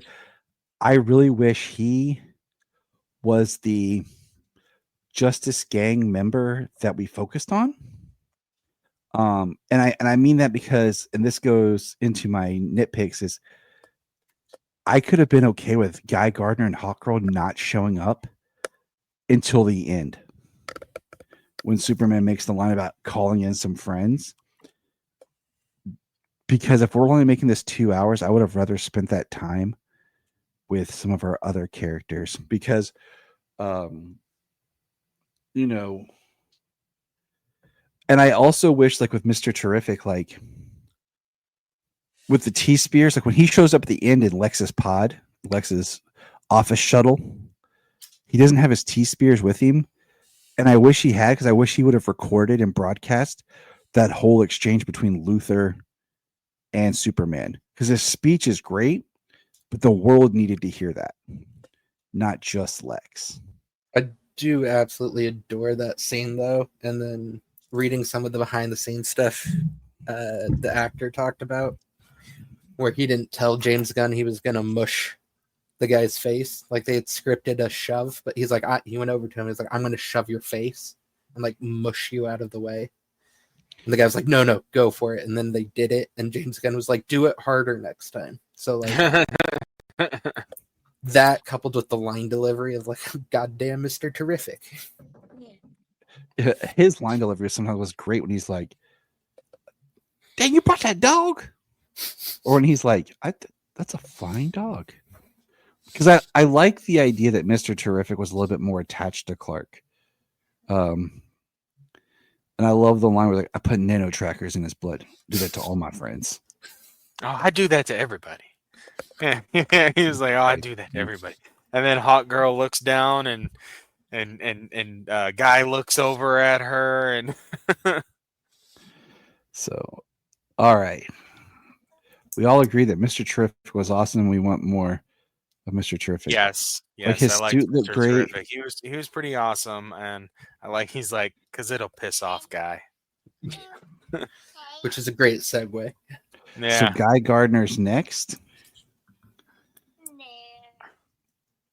So Nathan Fillion nails Guy Gardner, but I think there's two ways you do Guy Gardner. You either make him the butt of every joke like they did, or you can still make him the butt of every joke, but you can do it in the way they did at the end of the movie when he goes to Baravia and he's like, oh, Superman couldn't come. You're getting an upgrade with me.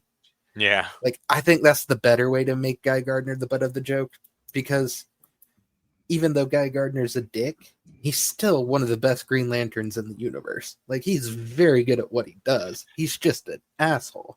I feel like this Guy Gardner is at a point where he's older, and this is like kind of like his retirement. We're like, okay, we're gonna just put you on Earth. You're not out there. You know, his jokes are like, I took a vow as the Green Lantern Corps. We are men of the cloth. Like, yeah. I was trying to explain to my mother-in-law, Guy Gardner, because she's like, he's such like, that's the character. What's with the hair? That's the character. They've just accentuated it and made it worse. Like, she's like, it's uneven. I'm like, I know. I was talking to a guy at my comic book shop, my local shop, and he's a huge Guy Gardner fan. And he's like, he was disappointed with the hair, not because of the bowl cut, but because it's not like full on ginger. Like, it's very like strawberry blonde. Oh my God. As opposed to like full on redhead, orange. But see, I Right. could see Guy Gardner being part of a team like the Justice Gang where he's like, oh, I get to do my thing and get paid for it. And yeah, sure. Right. Like, Yeah, he's a douche. So yeah, I mean, I definitely want to talk about Guy Gardner. One go little for thing it. out of the theater though, from the Mr. Terrific scene, after the whole thing went down, and he takes down the after he takes down everybody, and then he drops the shield, and Lois goes, "Holy shit!" Allura 2 seats over went, "Holy shit!" You're like, oh man. Look, I my was kid's dropping amused. F-bombs, and he's 2.5, so... Oh, Salo does. Sayla, like, she's like, can I say something, Dad? No, Sayla. She'd be like, dang it. She tries to get away Yeah. with stuff. I'm like, no. But Guy Gardner, I mean, Nathan Fillion, he's voiced Hal Jordan for years. Captain Malcolm Reynolds, like, he would have been the perfect Hal Jordan back then. It is amazing that he can play such a smarmy character. He was perfect at 2 different points in his life to play 2 different Green Lanterns. Like, Mm-hmm. that's amazing. So yeah, that's I loved it. I loved his middle fingers coming up out of the dirt.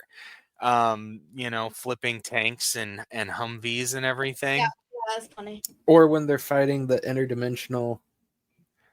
Oh, that scene is hilarious. and Yeah. he's just back there He's got wailing a on it with a bat. baseball bat. Just- That scene is great because Superman's so chill and just talk. There's a serious scene of him and Lois talking, and behind them is the Justice Gang trying to stop an interdimensional imp. He's like, yeah, I was looking for the dog.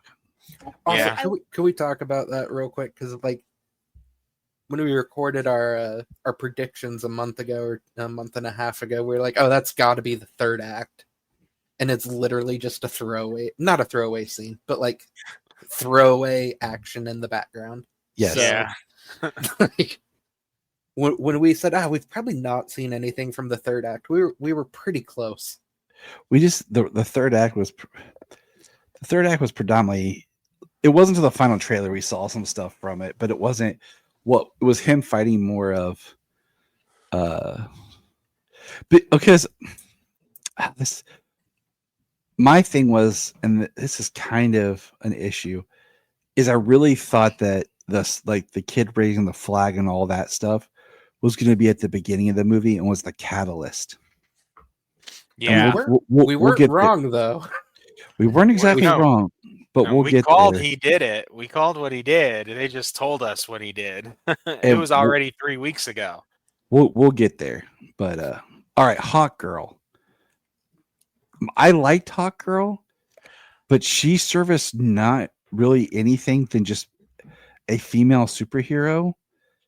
I want to know what her origin is. Like, what is her Hawk origin? Like, is she human with armor because her wings are gone? I don't think she's a Thanagarian alien because Lex has the line about the metahumans, and this one's an alien talking about Superman. And all we ever do is see her like scream and swing the mace, and she kills the douche president guy, dictator. Which I liked. One of the first things I did out of the theater was Google, when did Hawk Girl have a screaming superpower? And there's like one specific version of her that did. So it was That's just like a James weird... Gunn. That's one of Weird those inclusion. James Gunn-ism. That's one of those James Gunn things. It was included enough just for her. It was overdone with the Screaming Goats by Taika Waititi in Love and Thunder. Oh my god. You know what I mean? Like, it I got will it hear got- no it got- screaming goat slander. No, the one last thing I had to say on Nathan Fillion there was, it's kind of cool that, because in the comics they are contemporaries. We know that they were nearly equidistant from the ring when it scanned after Abensor died, or crashed rather, and Hal was closer. So they're contemporaries. So it's actually kind of cool to see that in the show, the Lantern show coming up, that Kyle Chandler is older. They're older together, you know? Yeah. It's kind of nice just that they kind of share that similarity kind of from the comics. I don't know And if they were working with that, but I like it. And Nathan did say on the red carpet that in the Lantern show he drops more F-bombs than he ever has in his career. So, which that worries me for this point, not because I'm a prude, but because then does that feel like the same character we're seeing in this? It's one of my issues in the movie. Was. But one of my issues, like in the movie Logan, is we've gone through this journey with Hugh Jackman's Wolverine, and then all of a sudden he's talking and acting like we've never seen him talk and act before, and then the professor's doing the same, and it almost feels like this isn't the same character I've gone on this journey with. So it just kind of makes me like, okay, how's this going to play out? Well, we haven't gone on any journey with Guy. Not really. So we haven't gone on any. and I think you can. And he's going to be in Peacemaker. I mean, he could easily drop some F-bombs in Peacemaker. I think you can separate Lanterns from the movie version pretty easily by saying that in the movie he's sponsored, so he's on his best behavior. Oh yeah, that's easy. All right, so Guy's version of his best behavior. Let's get into a character that really everyone's like, huh, but really stole the heart, Metamorpho.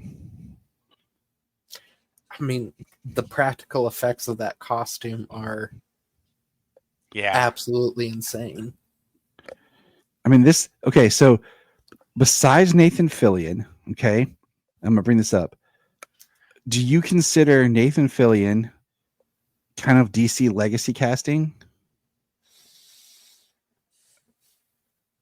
Yeah, but I kind of don't because he's also James Gunn's friend and has been in all of James Gunn's movies.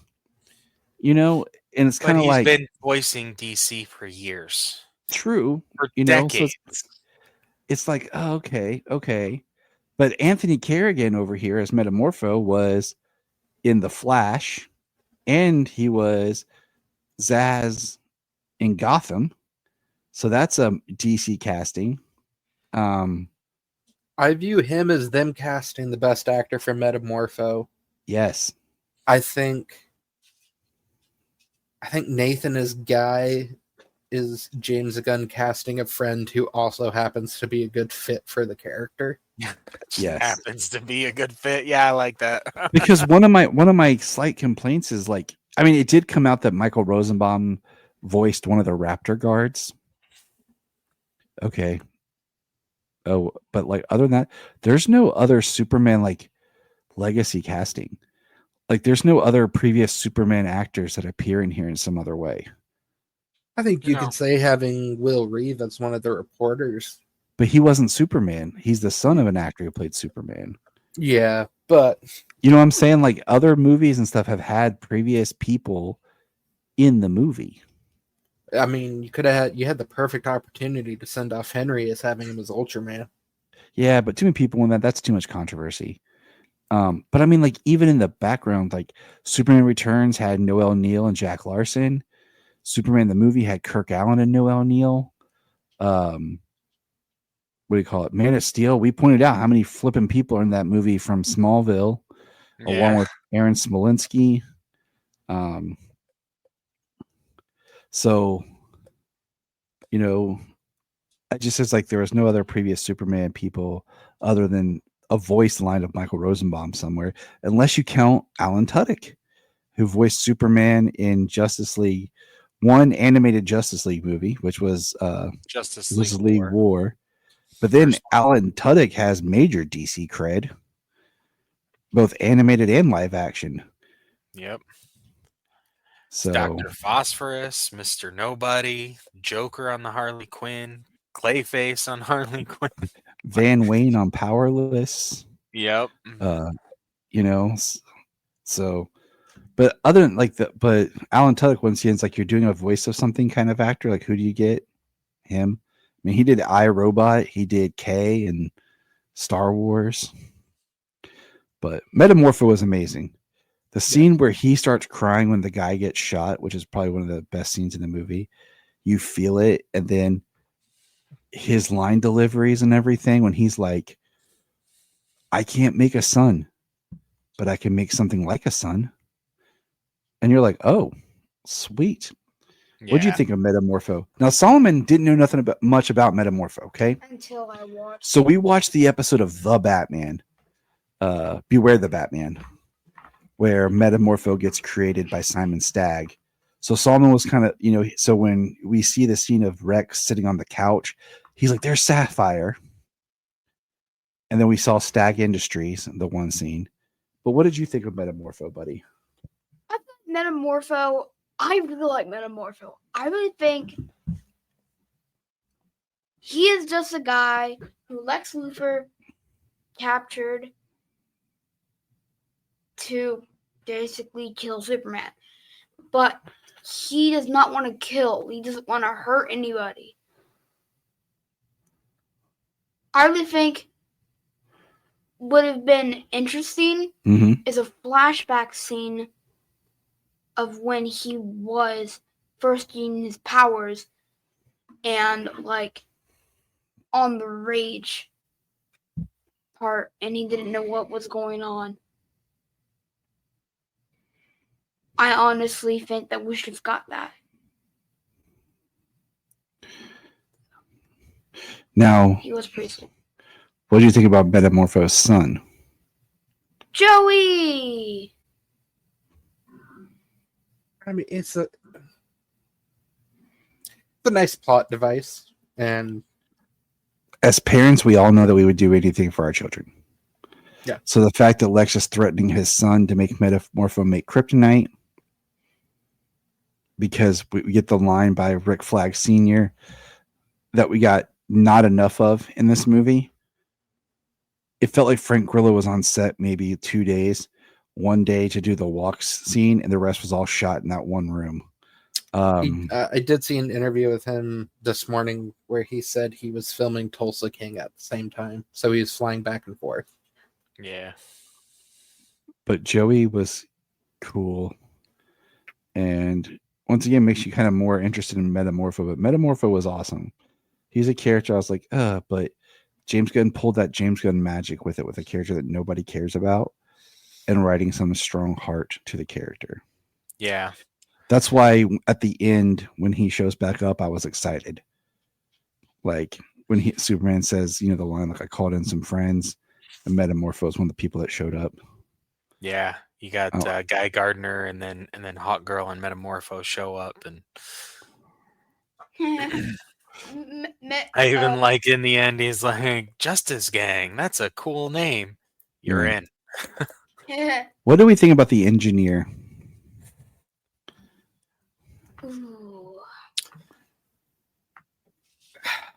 I mean, she was pretty cool. I mean, she's just another villain, plot device, creation by Lex Luthor. I was a little let down. Was she misused here instead of the Authority? I don't know. I don't have enough familiarity with her. I just know that she's more with the Authority, and I guess from what I've seen, she's similar in ways, except for being like, Silver Surfer metallic. But I kind of wish the nano machines there had been a link to the Authority through her, something kind of hinting at that. Like you said, she was a villain that's, not really a Superman villain, just a DC villain that they used in this, which was fine. I kind of wish it was Parasite though. Yeah, me and Solomon really want Parasite. It was a different villain, but she reminded me just more like a Brainiac almost, where she like connected with the computer and the way her powers worked and stuff. She was serviceable. It felt like she was there to fill his lungs with nanites at the end. And steal the message from the fortress, which we'll get to. I found it more interesting in the scene where she's arguing with her Lex, when she looks like she's just wearing a sports bra and pants. Because I Yeah. was like, I found that interesting because every other time she's wearing like the nanite suit, but like she talks about giving up her humanity. So I thought that suit was always on her, or like she had to take like, you know what I'm saying? Like I thought it was like her Well, skin. we saw when she flipped over, she switched her hands to her feet and her head, Right. Like so from we saw. upside down to, so she can basically change or do or look however she wants, I guess. All right. Also, Crypto. why would you call her the engineer? That's her name in the comics. I don't know. Crypto. Scene stealer. I know. I know. I no complaints on Crypto. He's the I don't- goodest boy ever. I loved Crypto. He worked. He's not even that good of a dog. I wish he would have used heat vision though. Like that was the thing. Like I wish he would have used heat vision. Just showing more of his superpowers. The speech, not even the speech, when Clark's talking to Lois after Crypto's taken, and he's like, he's not even that good of a dog, but he's out there and he's alone and he's probably scared. I literally, like, in the theater, I'm like, that's Superman. Like, right there. Superman caring that much about a dog. Like, that is the character. That was the moment I truly was like, James Gunn understands, like, the character. I think the one that surprised me was when the squirrel. Oh, when he saves the squirrel? Yeah, when he saves the squirrel. Yeah. When Superman saves the squirrel is pretty sweet. Like he values all life. And we'll get there. Lex. All right, we're on the last two big characters, and then we'll talk more about the film and stuff. Lex. My only negative towards Lex is I would have liked to have had a scene from the comics of like my favorite where he walks out of Luthor Corp or Lex Corp or whatever, and people are like looking up and praising him. And we saw more people kind of praising Lex Luthor than just like the TV personality, but like seeing the average people praising Lex Luthor, saying things about how great Lex is. Because it seemed like so many of his scenes were just him on his office ship. Yeah. I mean, Nick Holt absolutely kills it as Lex. I do wish there's something that set up why Lex is like in Superman Birthright, where he has like the daily lottery. Yeah, that's what I'm talking about. Yeah, like something like that. Like, why do people in this universe like Lex? And that's what I want. That's why I'm going to say it now. There are too many characters. Yes. And Jania even said there are too many characters. And as much as I liked him, I would have had Mr. Terrific in there. I would have had Guy and Hot Girl show up to the very last scene where they help in the war. And that would have been their introduction. Because every other scene they're in could have been filled in with more of building up these characters, because we need to know who this Superman is. We need to know who these characters are. Because this, in a lot of ways, this movie feels like the sequel to something we haven't seen. I've seen that said a few times. This is literally in my notes. The Justice Gang is there, but also not really. Like, we don't get much beyond their names and their powers. We don't get why they're funded. Nothing. Like, there's so much. Yeah, the only reason they're there, the only reason they show up in the first place is because of that kaiju fight for Superman to say, I wanted to get it out of here alive. Or, you know, we could at least euthanize it in a, less painful and brutal manner. Like, so that's what their initial setup was for, Like, if there was something where later on, where there was a war between like Lex Corp or Luthor Corp and Lord Tech, where Lord has his own group of metahumans, Lex is making the engineer, he's making the Raptors, and he's making Ultraman as Planet Watch, and they're competing for government support or something. There's more questions, and there's no material to really help us with those. The Welcome to Metropolis Junior novel that me and Solomon read, it was enjoyable, but it really doesn't play into anything in this. It doesn't really help us feel like we know much more about the world. Like, it'd be awesome if we had more of a novel or a comic about the Justice Gang, more tie-in material that helps us understand this, because this is all new world. It does look super. Metamorpho works because of where he's used and why. I wish you got more stuff I said. But I mean, like I said, like you shortchange the Daily Planet, you shortchange the Justice Gang. You have too many characters, which was one of our fears we had.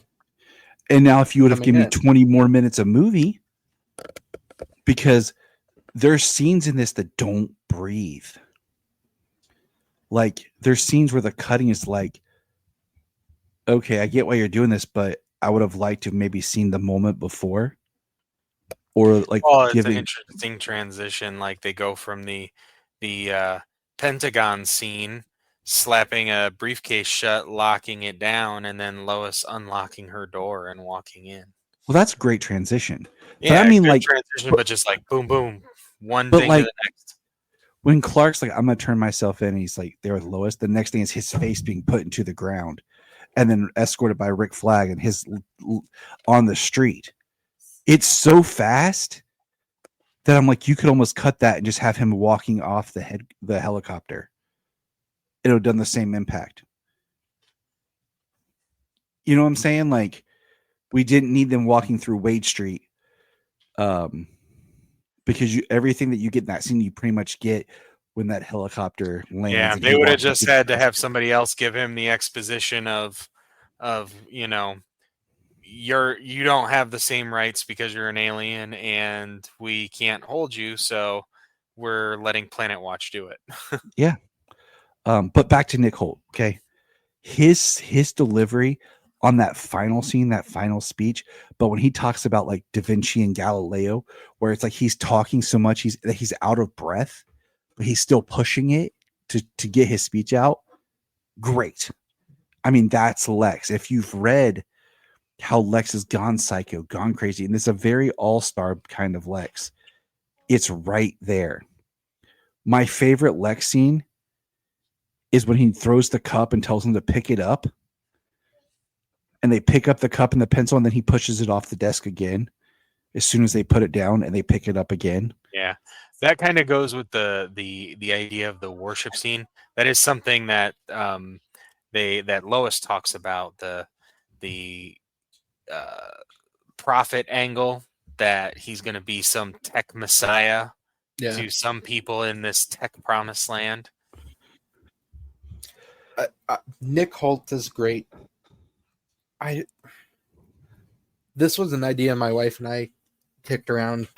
Like, instead of locking up your ex-girlfriend to be a blogger to show that like he's just petty, why not give Ron Troop something to do and have Ron Troop write a bad article about him, and then have Ron Troop be missing and be in the Pocket Universe?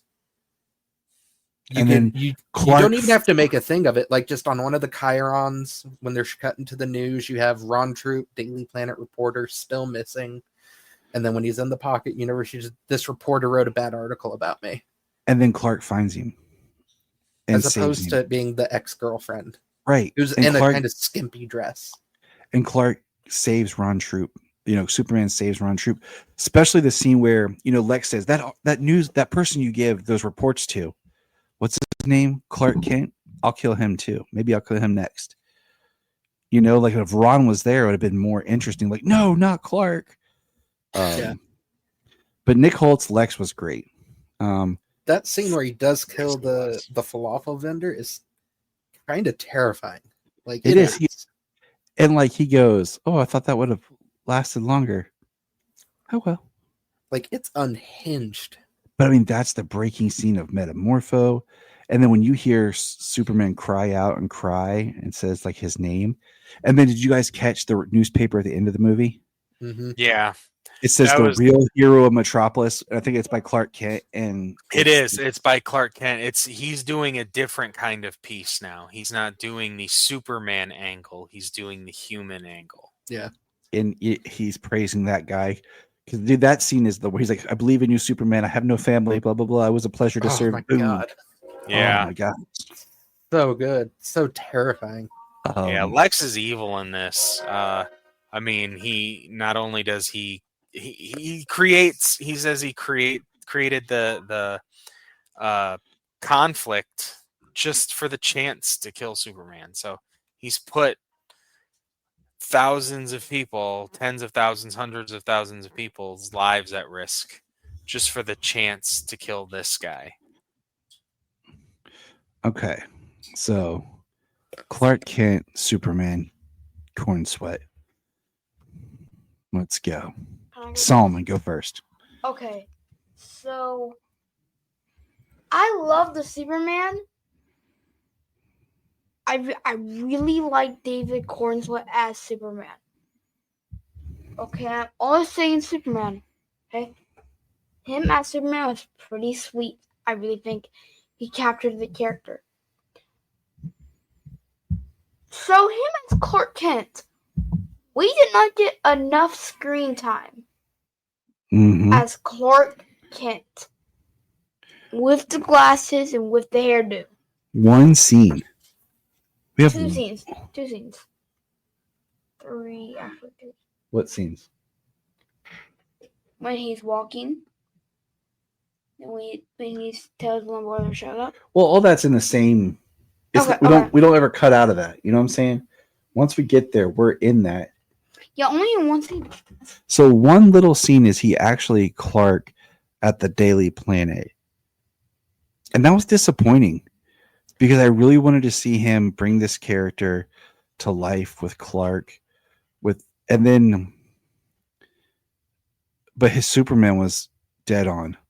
His Superman was great, and his normal person Clark was great too. Like, him with his parents, him with Lois in her apartment, and then the juxtaposition between Lois's apartment and Clark's apartment, where he just feels like a good guy, just a guy. I love that, and I loved him as the character. I wanted more, and I know that I keep saying that, and that's where I go, like, there's too many characters that you take away from Clark, so we don't get to see him interact with Perry or Jimmy or Kat or Ron, seeing the Daily Planet staff actually work together. We get one scene of Jimmy and Clark together. My working theory lately has been the Superman actor doesn't play 2 characters. He plays 3. He plays Superman, he plays Daily Planet Clark, and he plays the Clark his family knows. Yes. And he does a great job with the Clark his family knows, but we literally get like 30 seconds of him being other Clark. And even in that, the majority of that's him bantering with Lois, who knows he's Superman. And then, okay, so this is where it goes back to not the comics aren't always the best. Is James Gunn brought up the glasses or the hypno glasses. Okay, that was something in the comics. And Mike Carlin commented on a post on Facebook, like, he says, no,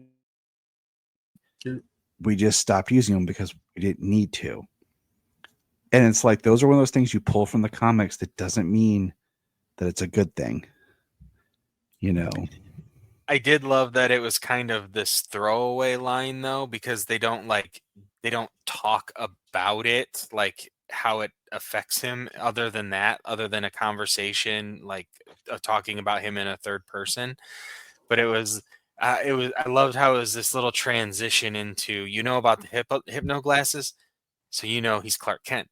Just like, why does he trust everybody? Because we're men of the cloth. Yes. But see, okay, here's an example. We are of the cloth. And this is like from the comics. When he leaves Lois's apartment, he doesn't put the glasses on. It would have been great if he would have left Lois's apartment. We saw him walking in the hall. Someone goes, "Hey man, you look like Superman." And he's like, "Thanks, I get that." And he just keeps walking. And then he pulls out his glasses and puts them back on. That would have been a great little scene. You know what I'm saying? Like, or that we kind of saw like what his face or something kind of looks like from other people's perspective when he's wearing the glasses. That was one of my issues, especially with the hypno glasses idea. I think it's fine if you want to do it. Like, cool, be my guest. But like, why go through the trouble of having the broccoli hair and the badly fitting suit and all that? And then, so we go from the Daily Planet to Lois's apartment, and he's got different hair.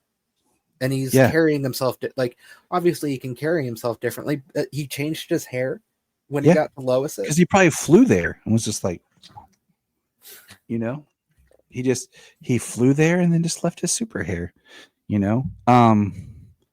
But Corn Sweat, like, I still my scene with their whole scene of them back and forth, when he just breaks down and just says people were going to die, is my favorite, because he gets angry because this Superman is not putting up with the political, geopolitical crap, and says people's lives are on the line, and that's all that mattered. Yeah. My biggest problem with this movie, in screenwriting, in film, they tell us, show, don't tell. Your biggest thing about this, you don't show us, you just tell us. I would have wanted this movie to, I do not like it, but it does feel like we get dropped, just like Superman landing in the ice at the beginning of this movie. You know, I thought that they were going to show us, and then when the sun, you know, hits him and it kind of fades and changes scenes, we were going to flash back to him stopping the war, because I thought I wanted that scene. That's what I felt like was missing. And my wife said, like, I liked the movie, but I felt like something was missing, like in the heart. Like, and I feel like if you would have given some more time to have that opening scene of him stopping that war, because then I feel bad at the end that he never meets Flag Kid. That's what I'm calling him. You know, like, even if he would have shown up afterwards, like, hey man, thank you for raising the flag in my name. It gave me the boost I need, and I had to send my friends to help you. But thanks for believing in me. Like, the fact that he didn't meet Flag Kid, I want to see him bust some tanks up and all that stuff. Even of it, you know, that's my Superman right there. And then it would have gave more of a threat when the hammer shows up and we see him lose for the first time, instead of being told that he just lost for the first time. And then I'm on my rant. I'll let you talk. So those two things there bugged me, because I think it's just important, because then other characters are referencing, like, maybe you shouldn't have done that thing in whatever that other country we can't pronounce is. I'm gonna get Jar and Purr. Jar and Purr. That it. Jar and Purr. So the other thing is, I would have liked this when he was giving that whole speech to Lex at the end, or somehow he did an article, or he did in a speech where he addresses directly, like, this is one of those things I wanted, where he goes back to his conversation with Lois. He makes a statement on TV or whatever, that I am Superman. I am here for the world. I'm here to protect all life, not this country, not that country. I'm here for all life. I don't act for a country. I don't act on behalf of a country. I act on my own will for the good of all people, to preserve life. You know, I would have liked that kind of a speech, him addressing everyone. After, like, we see the news reports saying Lex Luthor betrayed us. Then you run the risk of, like, the Henry Cavill, you know, I'm just gonna have to trust you. That whole angle, you know what I mean? I mean, the whole point is, in Lois's interview, political. Well, I mean, Lois's whole interview was, did you ask the president? Did you seek on behalf? You entered airspace illegally. Did you? Well, I still think that's another thing that's in this movie to show us Superman's character, not as a driving plot point for something that we should see or have to see. We're getting Superman's character in that moment. People were going to die. Also saying that audiences sometimes need to be told directly. They can't always piece, like, oh, that's what he was doing. No, they need to be told, like, because I'm here for everyone. Because we know how some people look at things. Yeah. Okay, my rant's over. I'll let Levi talk now. Two things. That's actually in my notes, is as one of my issues is we never see Superman in Bravia or Jarm Park, which just feels like a missed opportunity, whether you do it as the flashback to when he stops the war or the kid. Take your pick. We should see him at least once there. But his whole interview with Lois, it made me think of not the Civil War movie, but the Civil War comic with Captain America. And when the mob and the press tell you, and the whole world tells you to move, your job is to plant yourself like a tree beside the river of truth and tell the whole world, no, you move. I feel like that is the interview with Lois right there. He's sitting there like, I don't care what the world thinks. People were going to die, and no one is dying on my watch. Yeah.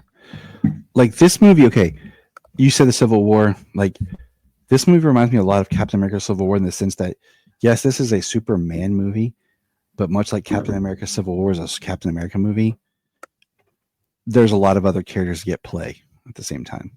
Yeah. What else is my notes here? Okay. There's little things like I wanted to see that we didn't get, which is fine, like the signal watch. Some scenes of him just flying around the city or flying and people looking up. Like I would have liked.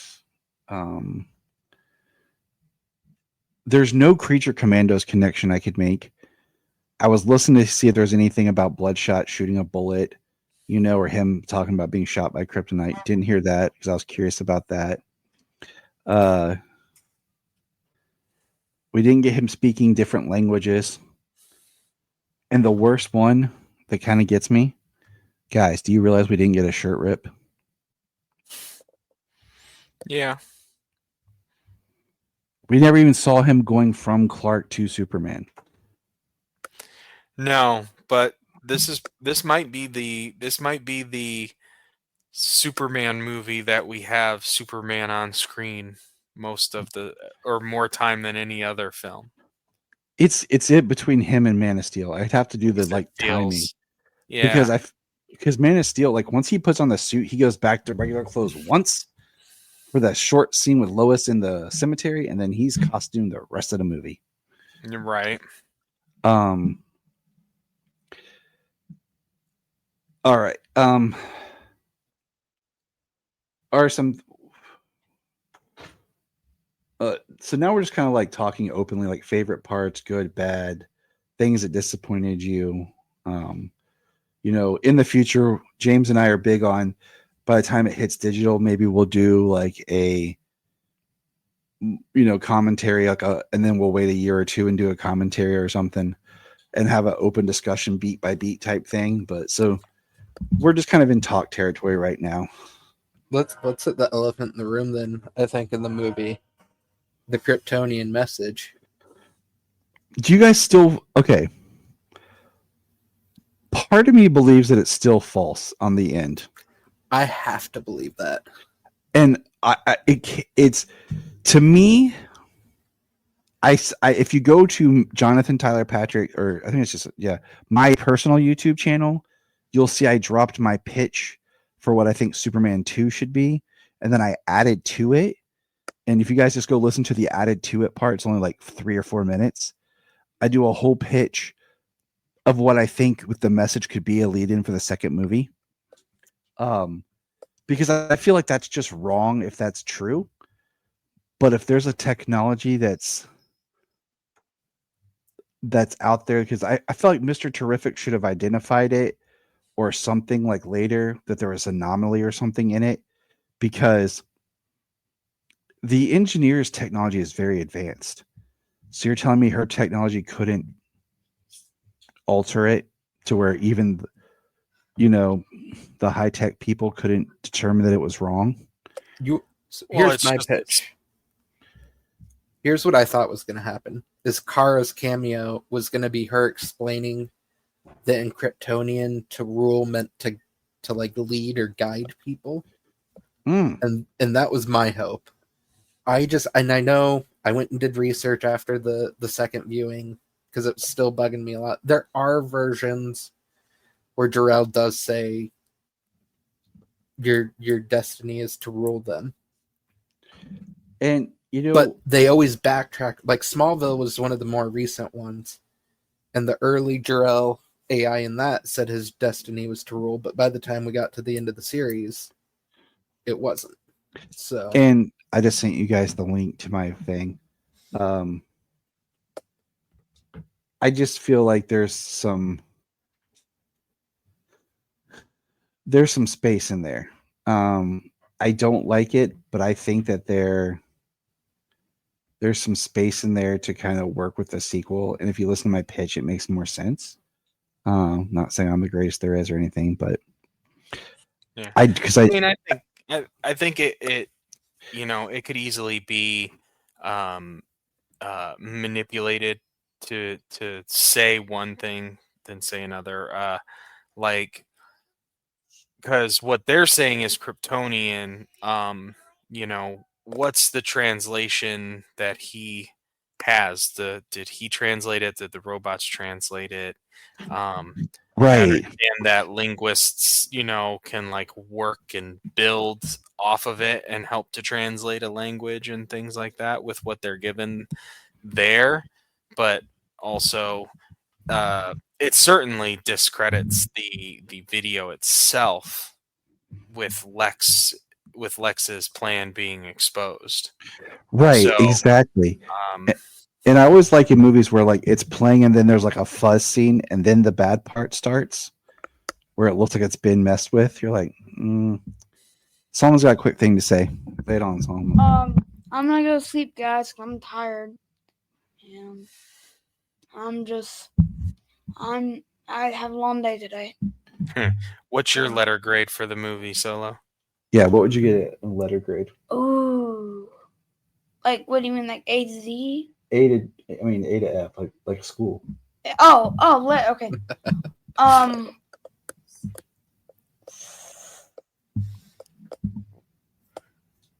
Maybe like an A plus, A. Okay. I think just straight A. Okay, cool. Awesome. All right. Go get some sleep, buddy. Bye, guys. So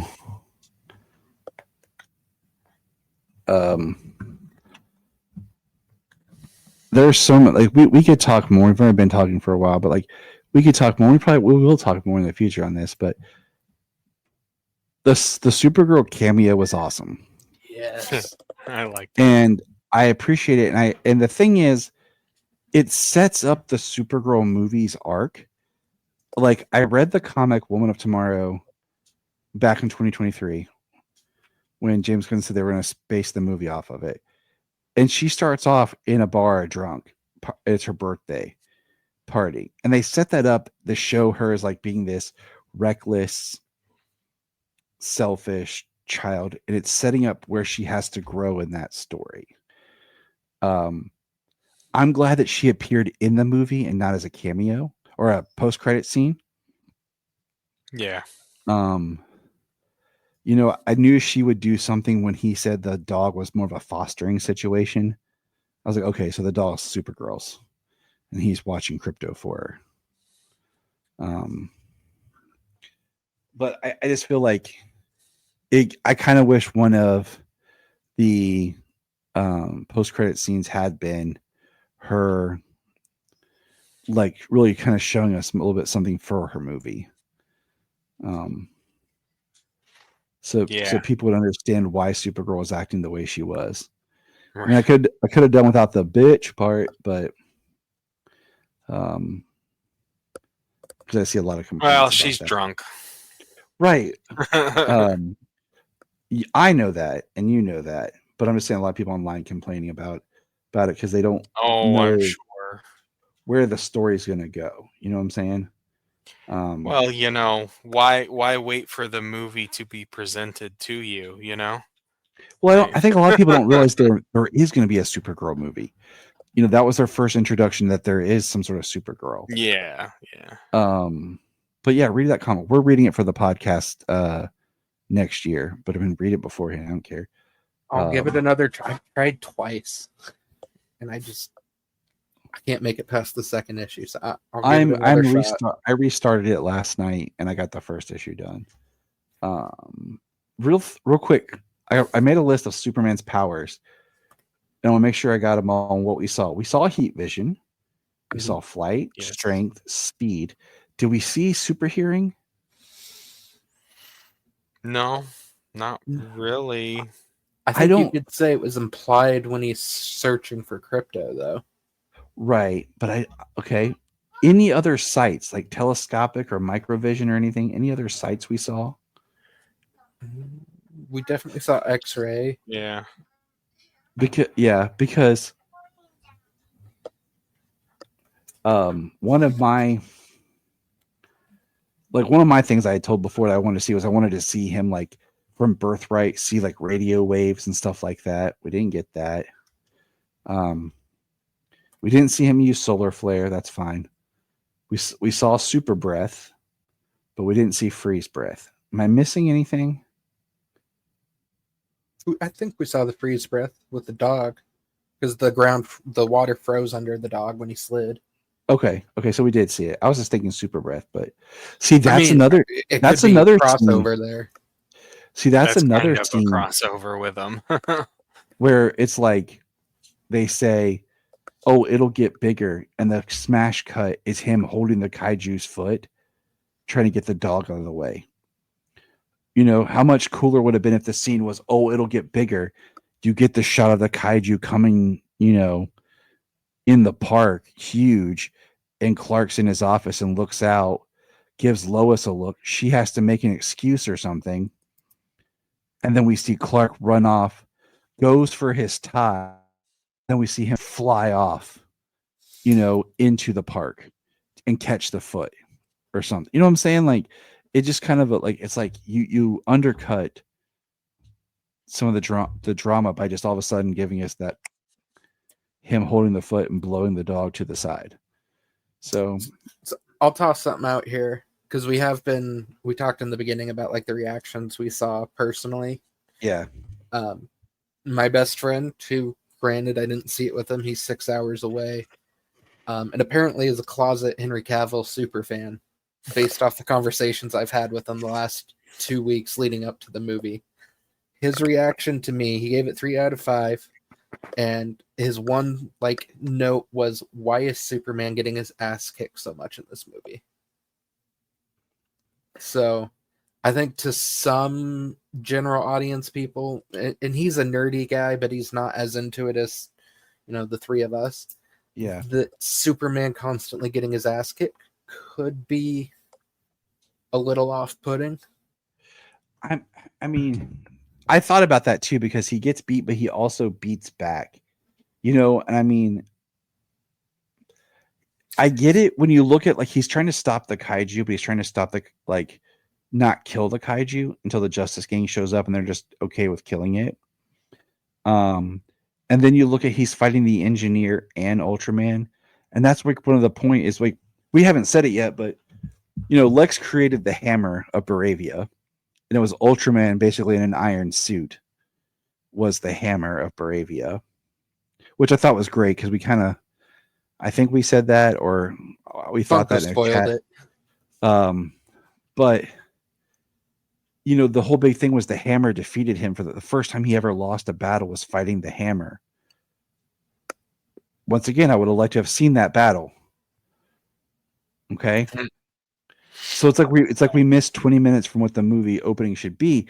Well, that explains why he's getting his ass kicked is because Luthor, it's all implied. Luthor studied him, and you know, Luthor's controlling Ultraman, much like the scene in All-Star where he's controlling in space, you know, and he's beating him, and Superman's losing because he's fighting someone that Luthor's engineered to be stronger, but Luthor's controlling him. So, but once again, that's all kind of implied because it's said, it's not really shown as much of why Superman's all of a sudden getting beat, but he's also getting beat up because he's fighting powerful forces too. Like the Engineer is strong. But I mean, he it's kind of like the scene where he takes out all the raptors and he just gets that one shot real quick of him after taking out all the raptors before he gets tackled by Ultraman. But he just keeps fighting. Right. I mean, you know, he's invulnerable to, you know, to a degree. I mean, he's in that proton river or whatever that that would tear somebody apart, and he survives inside of it. It doesn't rip him apart. He's got an invulnerableness, but people of his power level, he's not like just impervious. Henry Cavill was damn near impervious. Yes. Kryptonians in that respect were damn near impervious to just about anything. This one in here, he's just more vulnerable. He's less powerful. He's just, he's not. You mentioned it, James. I was curious what you guys think, because to me, this was one of my 3 big points that bothered me. The second act is the weakest to me. Like the escape from the pocket universe. CGI slop, man. That was rough. And that's where, like, I was watching it today, and I'm like, I could have easily dealt with him punching out, getting Joey, then getting Crypto, and when he grabs Crypto, is when this T-Sphere finds him, and he's like, terrific, and he's like, follow me, and they just fly out of there. I could have done without the whole in the Proton River, because like you said, it's so much CG and it's so much so fast. I could have easily just been like, okay, I take that time and go put it somewhere else. And it just doesn't serve. It doesn't.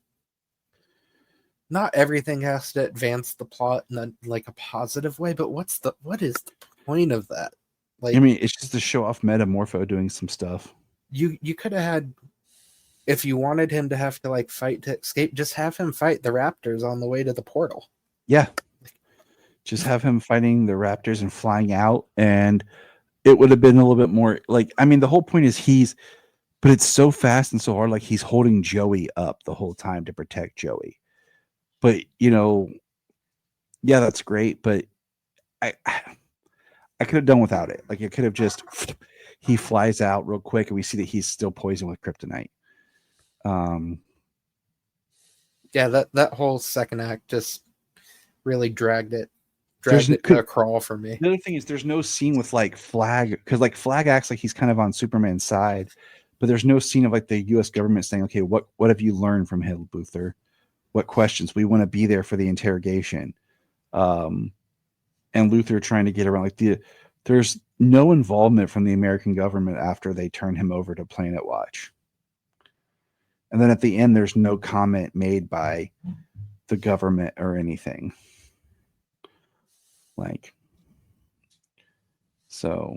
It's like they bring up some big stuff and then they just kind of drop it. There's the comment about, oh, I'm so glad you're good with the metahumans, Rick, since now they're the ones making the rules.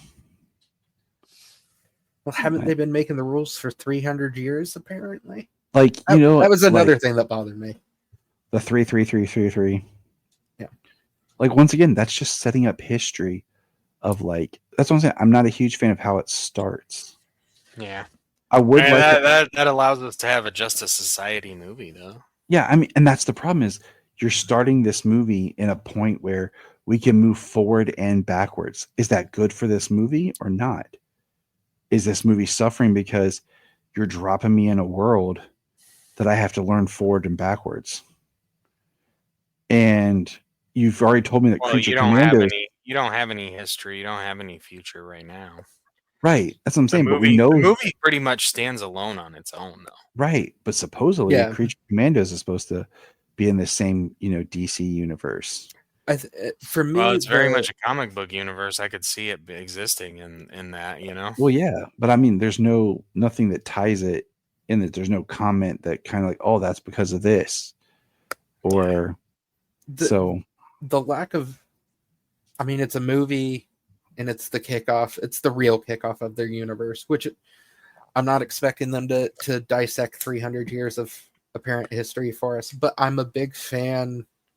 And it's comics, so you can take it or leave it on, what you want to be canon in the movies. I love the reason I like Doomsday Clock so much is because it sets the tone that no matter what Dr. Manhattan did, Superman happens first. Yes. Superman is the catalyst for this universe. This universe doesn't have metahumans if not for Superman. And I saw I think I said earlier in a review where they're like, to make Superman exceptional is always the struggle of filmmakers. So to make it easier, they just made him another hero.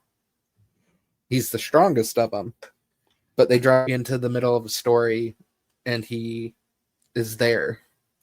That's why I don't like they said, I don't like having the Justice Society before the Justice League. I like the Justice Society being the Earth 2 counterparts. But we'll take what we get, and but once again, it's like, what are we doing different on film so it doesn't feel like retreading the same things over and over? Each universe is different, though. Mm-hmm. Each universe is different. Each film universe is different. Each television universe is different. Each comic book universe is different. And in each comic book, and then in the comic books, you have multiple universes that are different. So to have Superman come out at this time where some have existed before this. Were they big and popular, or were they just kind of like hidden and unknown? It's this world is definitely a world. Like having a Justice Society before Superman exists. I mean, that's a timeline that's a universe with a linear timeline, where Superman is just the best of all of them, the best and the strongest of all of them. Like the gold standard didn't even arrive until however many years later, It'll be interesting to see how how the studio, I don't want to say Gunn specifically, because they seem to be letting them do the director's driven idea, but how they flesh this out, because now you've given yourself the sandbox of 300 years. And you can't just let that sit. I said this to Solomon earlier. Like, I'm really excited for Supergirl just because it's the first thing from the new DC universe that's not written and directed by James Gunn. Yeah. Right. Superman was written and directed by Gunn. Peacemaker was directed some, but written by Gunn. Creature Commandos was written and directed by Gunn. So I really am looking forward to Supergirl, and so something's different. Absolutely. Yeah, that'll be nice to see something a little different. I just my bottom line for this film is I think there's too many characters, and I would have liked more to the film to help explain things, to give characters time to develop, breathe, to discuss, so that not every event is plot driven and there's not every scene has to contribute to the plot. That there's just parts for just there to be fun parts with these characters. What would you letter grade it, Levi?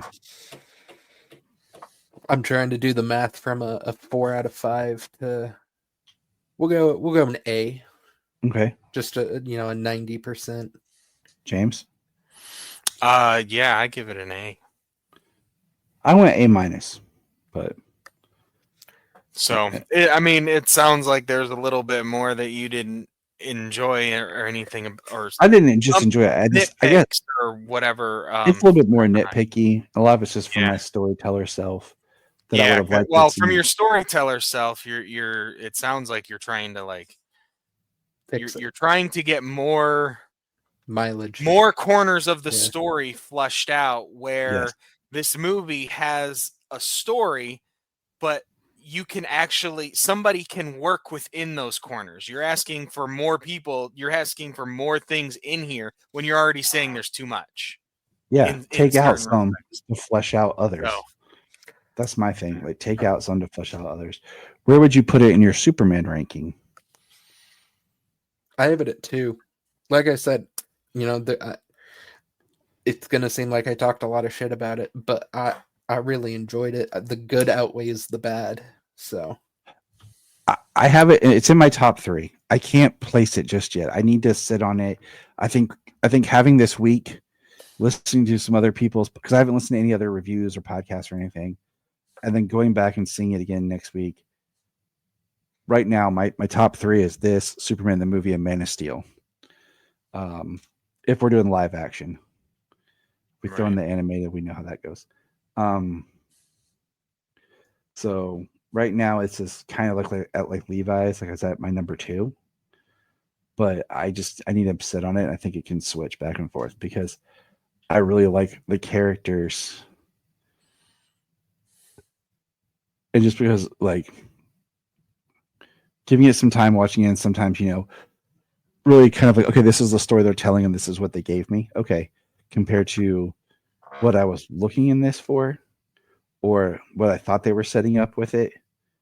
So I just really want to see more I really want a sequel to this because Corn Sweat did sign on, for a sequel and everything and more. We'll probably hear something within this week after the box office return about if we're going to get a sequel, if it'll be fast tracked. It would be nice to go ahead and do a Superman sequel and have it come 2028, or I think 2027 would be too soon. Do you want Gunn to direct it? I feel like he would do it. I feel like he'd have to do it, because I feel like he put so much of his, you can't have a writer director do a film and not have their fingerprints of their isms in it. Because I see some people saying, "Oh, that's like a James Gunn, or that's like Guardians of the Galaxy." Well, yeah, because that's him as a person putting things. He's trying to adapt to different characters. He's not doing disservice to the characters or anything, but he is just like a musician doing a cover of a song or anything. They put their personal style into it. So I feel like if they did another one, James would direct it because I feel like he's that kind of person. I will say I applaud him reining in his normal tendencies, because there's the one needle drop. There isn't the 4 or 5 that we get in the Guardians movies. The humor is definitely there, but it's different and it's toned down compared to what he normally does. Right. So, and I his think fingerprints are on it, but he definitely he's also working pulled back. He's also launching a studio. He's launching a franchise. He's putting himself out there, but he's dealing with one of the 3 most famous comic book properties and characters there are. The Guardians, nobody cared for them, so he got to play around with them. Suicide Squad and Peacemaker, he got to do the low-hanging fruit jokes. This he couldn't do that. He had to make the 4-quadrant for everybody comic book movie. And he did a good job. I mean, it's my Listening just to offhand, it's really like it's probably like my second favorite Superman movie, like my number 2. It's I mean, it's really great. I think it's a fantastic movie to kick off the DC universe. And I really hope, after it seems like $122 million opening weekend, it sounds like hopefully it's going to be a fantastic success. And I think a lot of people, I think everybody needs to see it. I mean, there's a lot of stupidity going around these days, and this is very wholesome and being good as punk rock. Yeah, exactly. I had a whole speech about that whole thing, but because punk rock is so much about going against social norms, going against the grain, doing things on your own. Yeah. My door got slammed. And when being a good person and caring about others goes against the norm. Yeah. That is punk rock. So exactly. What else? Crap. I was gonna say the movie probably has legs too, because the Smurfs is not going to give it any trouble. Smurfs is going to get annihilated. I don't think anyone knows that movie exists or is coming out at all. I didn't even know it would exist until I saw a preview for it. It's got 2 more weekends until Fantastic Four, so yeah.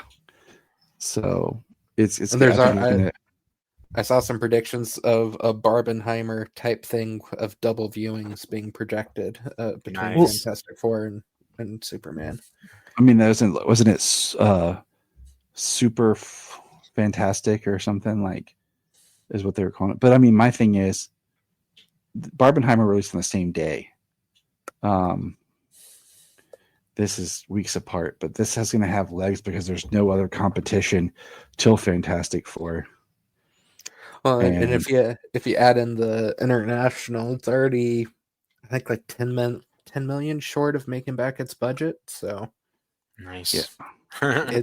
it's a hit. I mean, it's a hit, and it needs to definitely stay that way. It needs to go that way. I'm loving seeing that. I want a DC universe to come out of this, you know? Yeah, I want to exist in a world where I have my DC heroes. So, all right, fellas, we've done this for 2 hours and 20 minutes. Like I said, we'll have more comments and more things to come as we get into it. Go see the movie again and again, people. Yeah. So I'll probably be seeing it again when I come down to visit. We'll probably go see it again. I know there'll be at least 2 more times I'll see it next weekend with the cast. Then when James comes to visit, me and him talked about going to see it. So we could probably find like a during the day show where everybody's watching Fantastic Four. We'll go see this so we can talk the whole time. And be like, see this? What do you think? So Blu-rays are up for pre-order already too. Just throwing it out there. I know. Yeah, the steel books. I already ordered it just because but you know. All right, fellas, you guys have a good night. Listeners, you have a good night. Remember to look up and remember. Look up in the sky. It's a bird. It's a plane. It's